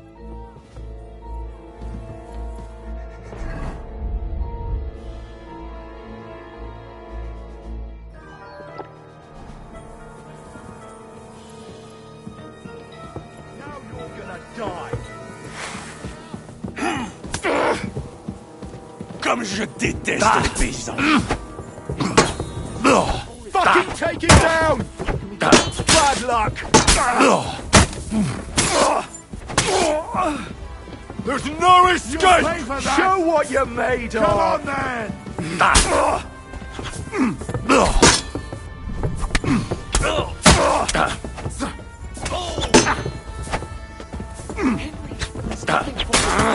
Now you see what we do with criminals, you bastard! Show your stuff! For a guess! Oh, fuck yourself!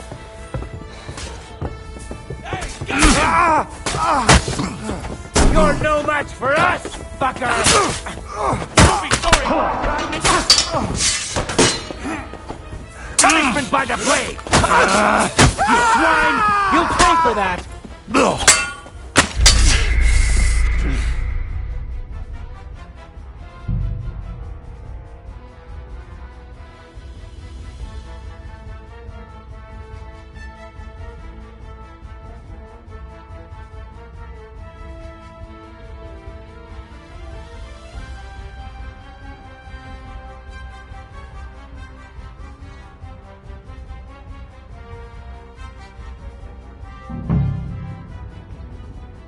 Avant! Keep watch by the stairway. I'll go to the window and wait for Henry's signal. I think it would be better if you watch the stairs. Why's that? You are younger. You have better hearing. You said not to start a dozen English spies, so you can surely handle one. I have some Très bien, give it to... Now I will show you what a cavalier...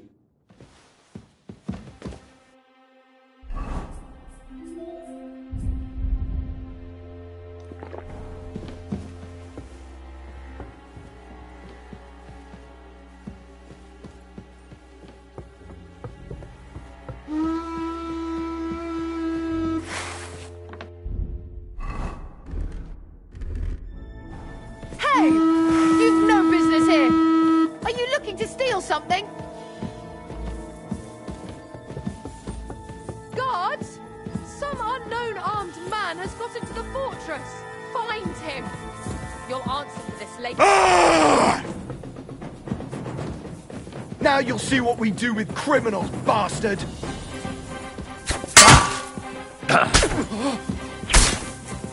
Show what you're made of! I'll gut you, you swine! Piece of shit! I'll kill you for that!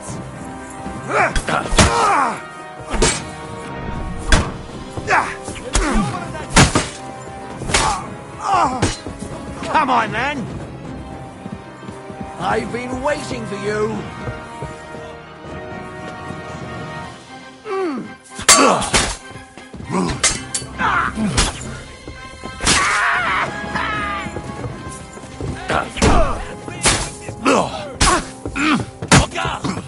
Come and make a fool of you! Piece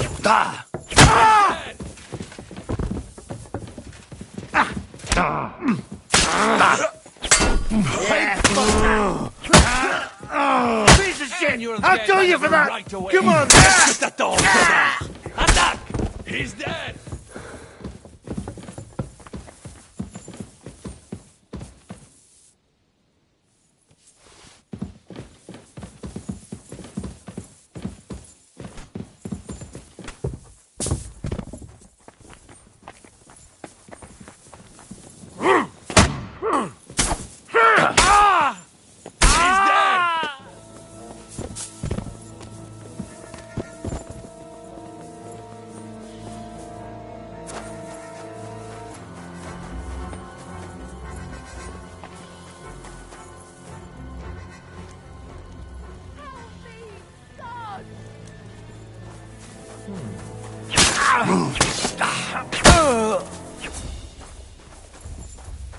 God! God! Now you...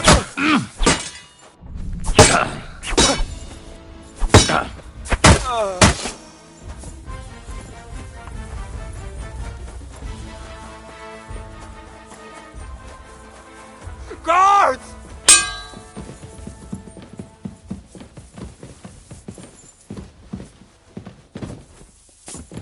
Guards! Please!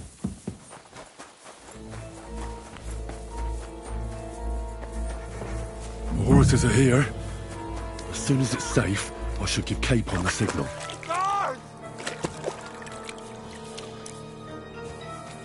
Help me! Guards!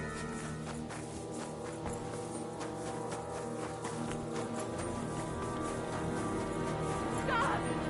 Please!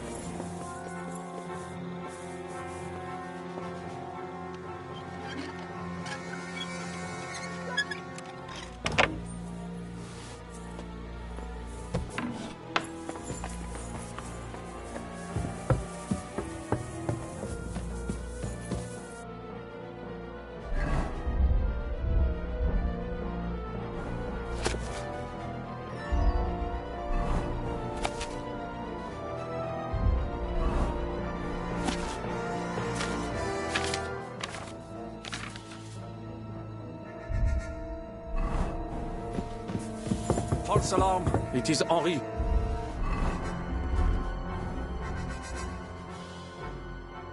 Head towards the horses. Bien. Let us go.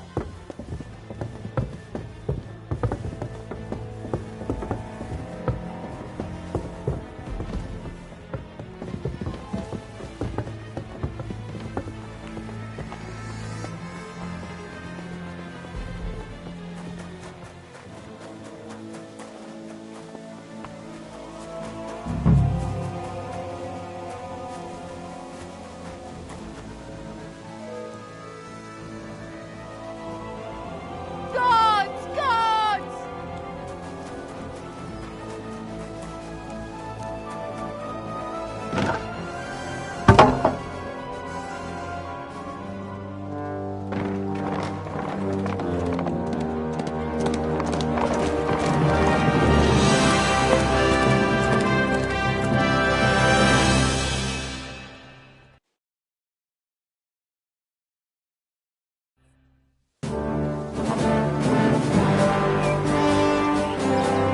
I must admit, mes amis, the last time I have had such a suspense was when I was rescuing the King of France. We, monsieur, are surely brave, and fortune favors the brave.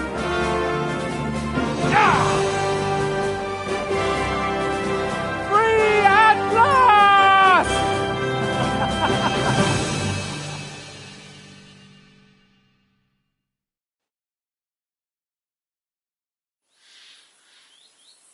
Thank you for coming for me, Henry. You're a great friend. The best I could wish for. After today, you may also count me among your friends. I, Vauquelin-Brabant, chevalier, aventurier et voyageur. I'm at your service, mon brave Henri. And I have an excellent idea. In your honor, I shall name my new horse after you. Pleased to meet you, Sir Vacula. My name is Vauquelin. Vauquelin? Vauquelin. Vauquelin. Vauquelin... would you mind if I just call you Brabber? Brabant. En Brabant? Que peut-on y faire? It will have to do. Do not concern yourself, mon ami. Clearly, you are not tenant in any other conversation. But at least you have courage and other skills. You carried out the entire operation truly brilliantly. I could not have done it much better myself. And look, mon ami, how the fresh air suits Monsieur Chapon. He has finally stopped drawing in self-pity. What self-pity, damn it? I was locked up for days in a tiny stinking room. Ah, come now, mon cher. Luck was simply not on your side for once. That is all. Now we are finally free. The time has come for grand deeds. I did not waste my time in captivity. I fought everything over diligently. Listen. Please, I'd prefer not to. What's troubling you, Sir Hans? What do you think? It all turned to shit again, and I ended up in captivity. I'm thankful at least that Hanush won't have to pay von Bergov a ransom for me. I've never lived that down. But I'll still have to listen to another lecture from him about how useless I am. Or do you have a different feeling about our Trotsky mission? True. Not everything went according to plan. Actually, almost nothing went to plan. But at least I finally got revenge on Istvan. That Horson got what he deserved. Believe me. My Christ, you got Istvan! That's welcome news. No one will miss that fucker. Nice work, but I don't think that'll help me much with Hanush. Jobst is hatching his plans.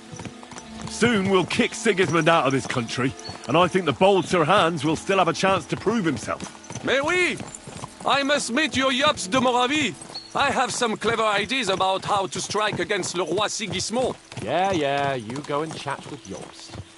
At least I can get good and drunk in the meantime.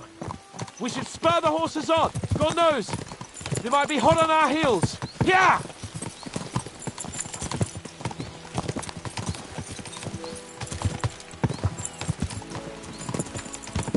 Christ, wounds. Such destruction and havoc. War. Monsieur Chapon, you have yet to participate in a real battle. But I fought against les Valaques at Naples, and les Anglais in Bourgogne. And that is how war looks, whether in Italy or La Bohème. It is always the same. That's not war, it's barbarism. What value did this village have? Eh bien, I would estimate 5 courtyards. Annual revenues could be perhaps Several hundred groschen? That's not what I meant, Bakalin. No fortress. Maybe one fortified courtyard. Practically insignificant militarily. That's not how war should be fought. This is unjust. Do not give way to sentimentality, monsieur. A village could harbor spies and saboteurs or supply the enemy, and destroying enemy assets is an effective tool of war. Wars are not decided only in battles. There are not even many of those. To strike in the rear, make the enemy lose and bleed. That is how most conflicts are fought. However, wait a year or two, the village will be settled. The population will increase again. That is how it always happens. But we're the nobility. Our task is to lessen the chances of such things happening. You're right, Hans. We must find allies and put a stop to it as soon as possible, so we can save as much as we can. Yes, but we failed in Trotsky. And now this is our punishment. I see that short captivity has turned you into a philosopher. Lord Capon, you should apply to the Faculty of Arts before the muse lifts you again. Yeah!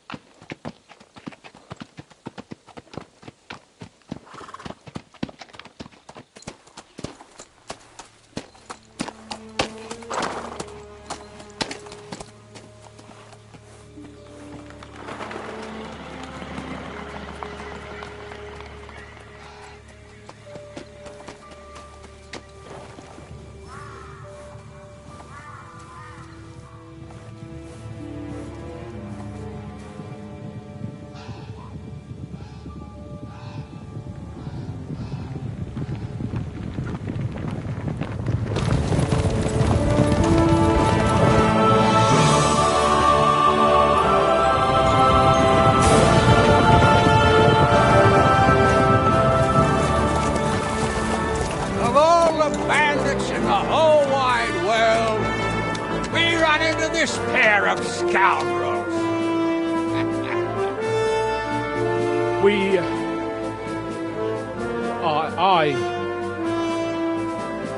I fucked everything up. Oh, get up, lad. Everyone makes mistakes. Only a better man owns up to them. At least we know now what kind of vermin we're dealing with. What brings you here?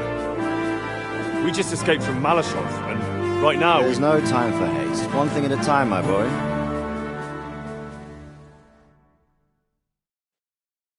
Word reached Rat-Eye that you pair got yourselves into a nice mess. I'm glad to see you both in one piece. So, let's hear it. What happened? It's best if Henry tells you. I wasn't around for half of it. No sooner had we spied Trotsky on the horizon than everything started to go to hell. We made camp by a pond with the intention of heading for the castle at first light, only we were ambushed by bandits in the evening. They killed all our men and took everything they could carry, including the letter for von Berghoff. And how did you two manage to get out alive?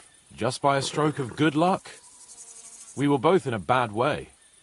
We might not have made it if a local herb woman hadn't taken care of us. Only after that, we couldn't get into the castle, though. We looked like a pair of beggars. And the bastards treated us as such. But you did get into Trotsky in the end, didn't you?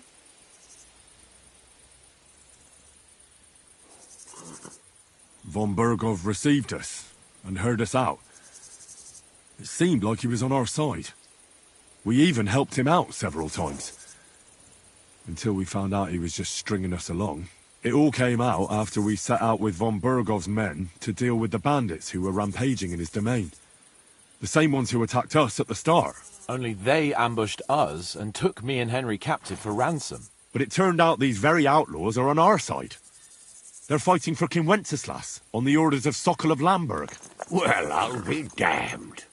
So von Berghoff has been the real enemy all this time.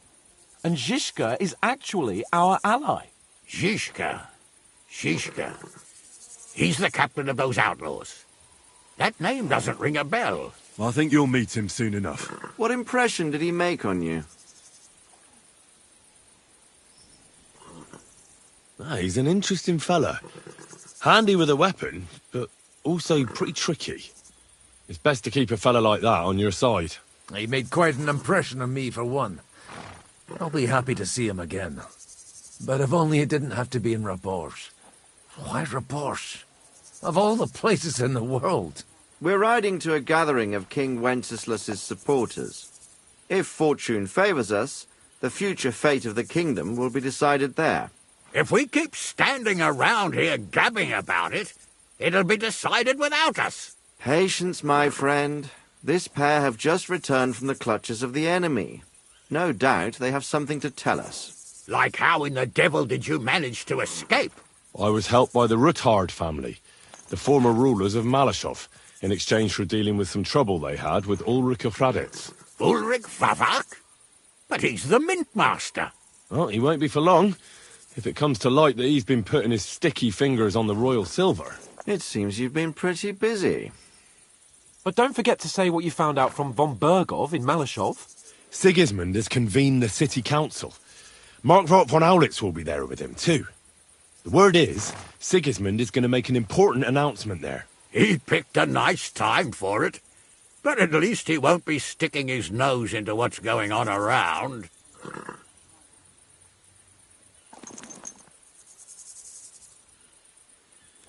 Can we go to Raborsh with you?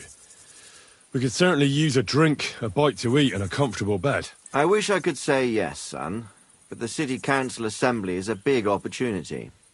Young Lord Capon will go with us to Raborsh, but you'll have to return to the city right away, and try to worm your way into the town hall. What? How can I get in there? I can't just walk in off the street. You've got the dirt on Vavak, and you don't know how to use it? Just tell him either he gets you into the council chamber, or you get him on the gallows. It's worth a try, right? I hope that assembly really is important. If Sigismund is just going to announce an increase in taxes, there's not much point in my being there. Well, at least you can enjoy watching the long faces of the councillors when they hear it. And don't worry, I'll eat and drink in Raborsh on your behalf. If I come back and find you there under lock and key again, I'll leave you to rot. Take it. I will go as well, and I will not let your friend out of my sight. Hans? Who's this? Vaclin Brabant, Chevalier d'Arezzo, at your service. He was a captive of Lord von Bergov's, like me. He defended Kuttenberg against Sigismund. In that case, he'll be a welcome guest at Raborsh. You don't know what you're promising, Baron. Watching Sir Hans is a job and a half. The main thing is to watch out for yourself, Henry. As soon as you can do so without raising suspicion, come and join us. He'll manage it, but now we really need to hit the road. Safe travel, Henry. Adieu et bonne chance. And to you. Hopefully we'll meet soon.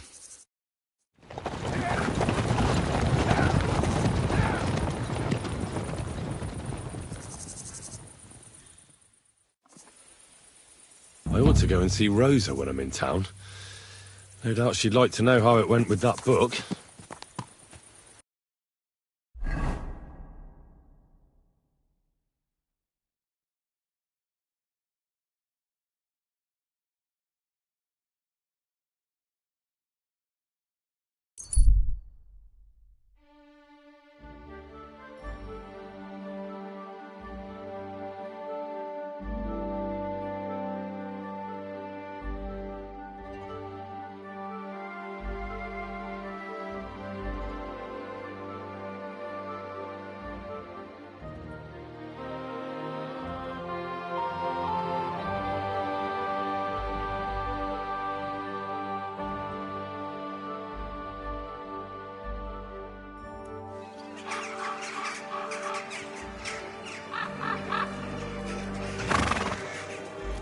Is this your first time riding a horse?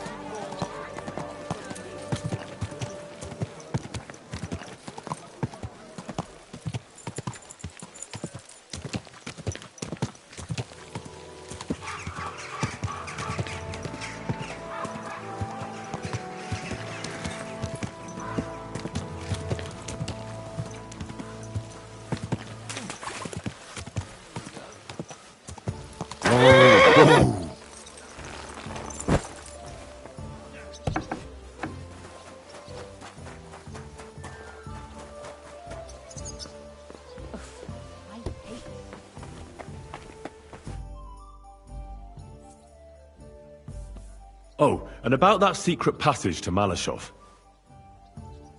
How did you find that secret passageway back then? I'm glad you ask, because it's a really interesting story. It all started when I was 12.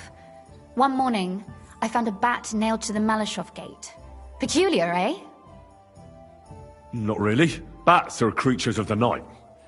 They flit around while good Christians are asleep, often carrying out the will of witches, or even the devil himself.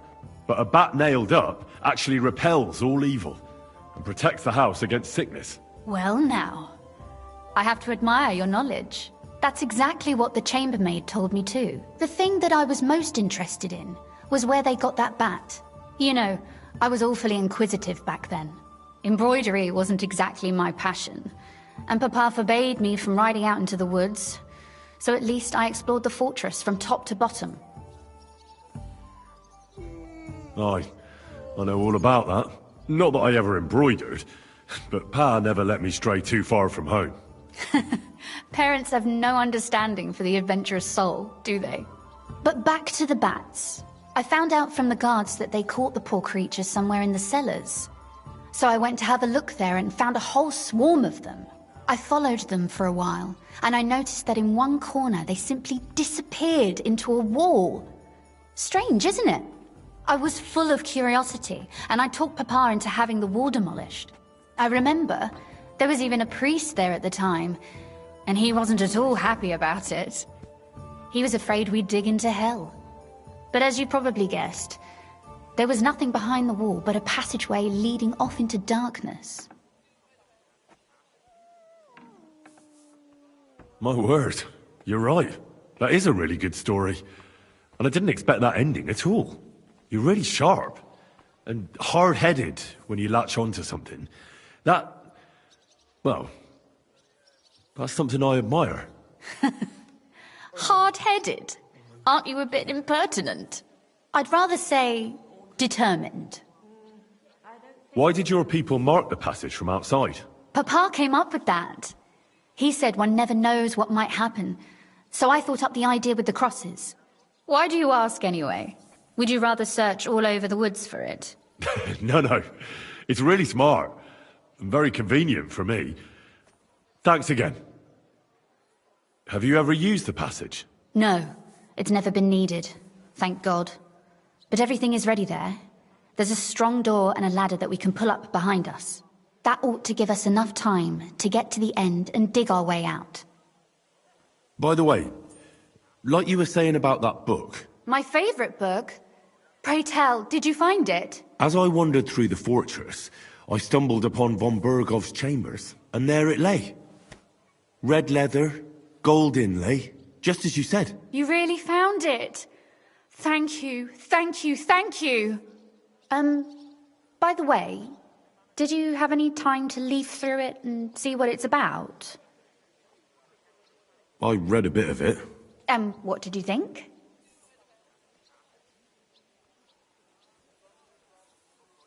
While reading it, I thought the writing style seemed... familiar. Really? Well, yeah. As if I knew the writer himself. Or herself. Women writing books. Come now. Why not? I bet they would write better than many men. Such audacity! More like experience. I once helped with copying. Most of it was boring drivel. I can imagine. A person does all that work to learn to read and write, but then they sit you down at a table to copy the works of others for the rest of your life. Waste of time, right? Not just time, above all, talent. Hold on. Who wrote this, then? I did. Look, you've never thought about writing something. Me? And what would I write? How should I know?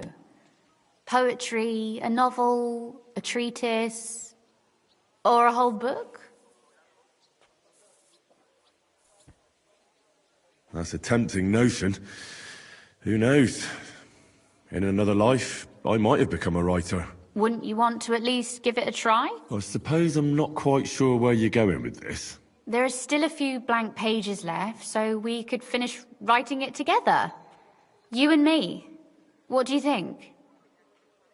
That sounds great. We'll have plenty of light and privacy in my chambers. Will you escort me? My pleasure.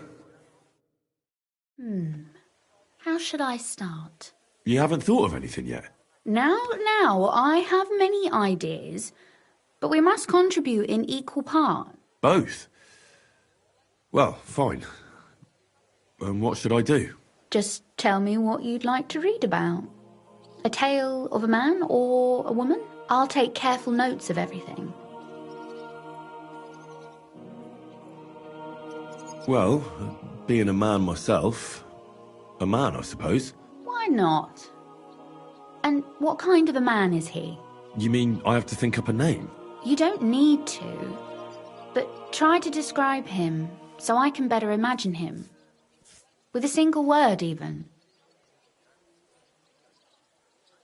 Now, there've already been enough heroes, saints, kings and martyrs. So an ordinary person. That's 2 words, but I'll forgive you.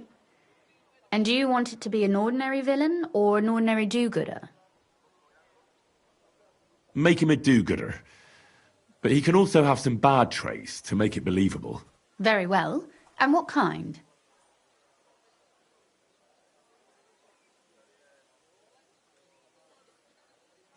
That sounds as if you've already thought of one.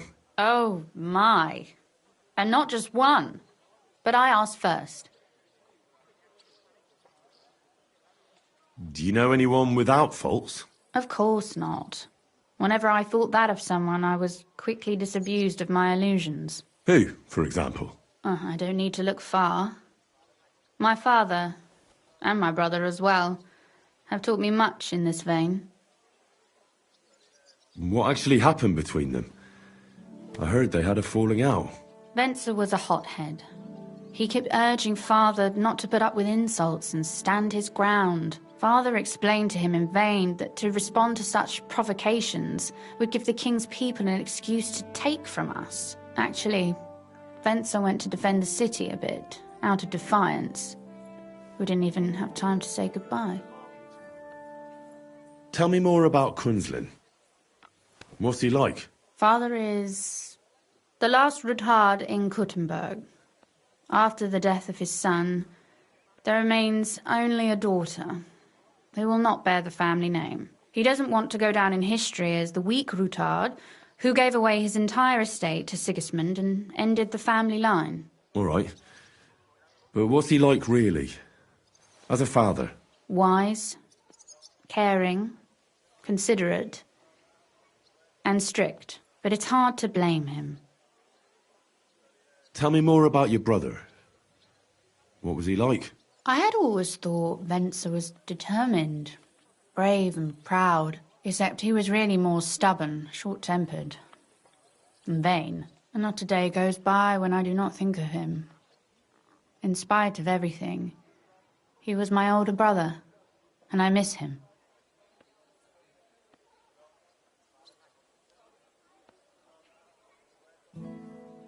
Was he the one who taught you how to shoot a crossbow?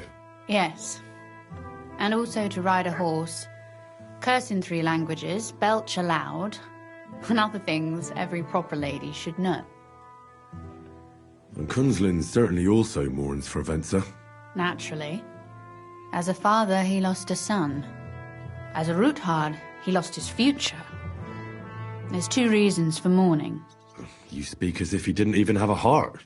If they hadn't quarrelled, Venser might still be here today. But there's no point in going on about it. Back to work. Which bad trait did you choose?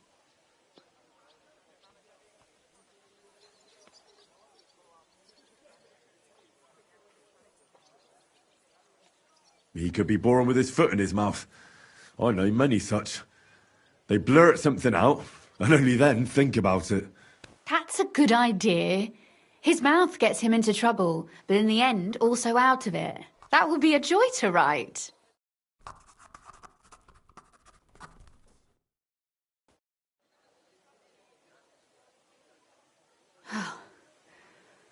Well, just about finished.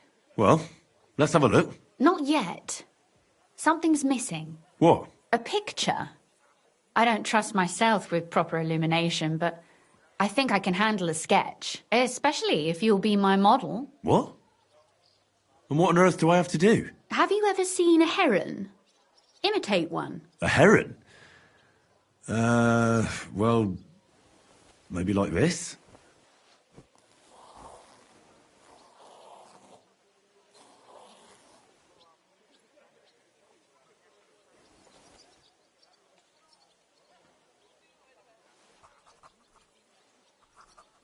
Well, now we're done. Oh, finally. I'm sore all over. Your suffering is over. Come take a look at what we've done. Your reward.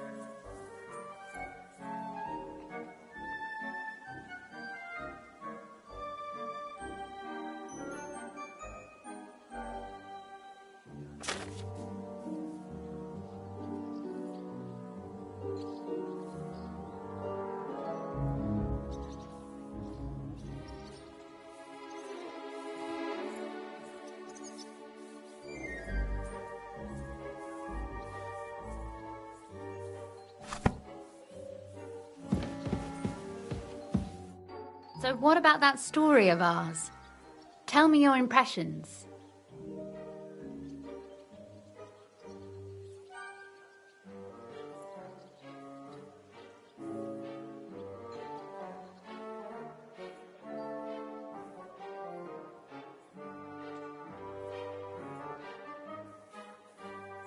That's nice. A bit didactic, but not to the point of boring moral bludgeoning. And that's the way it should be. Sermons for ordinary people work in a similar way. They entertain and encourage, with a few lessons added in between. You see, when I lead Mass one of these days, I'll certainly think of you. And what about the sketch? For such a slapdash job, it's not bad, right? Oh, it's pretty, really. I don't think I've ever seen anything like that. I know I'm no master illuminator, but otherwise, I think we can be quite satisfied. And thank you for the help. I really enjoyed it. Well, so did I.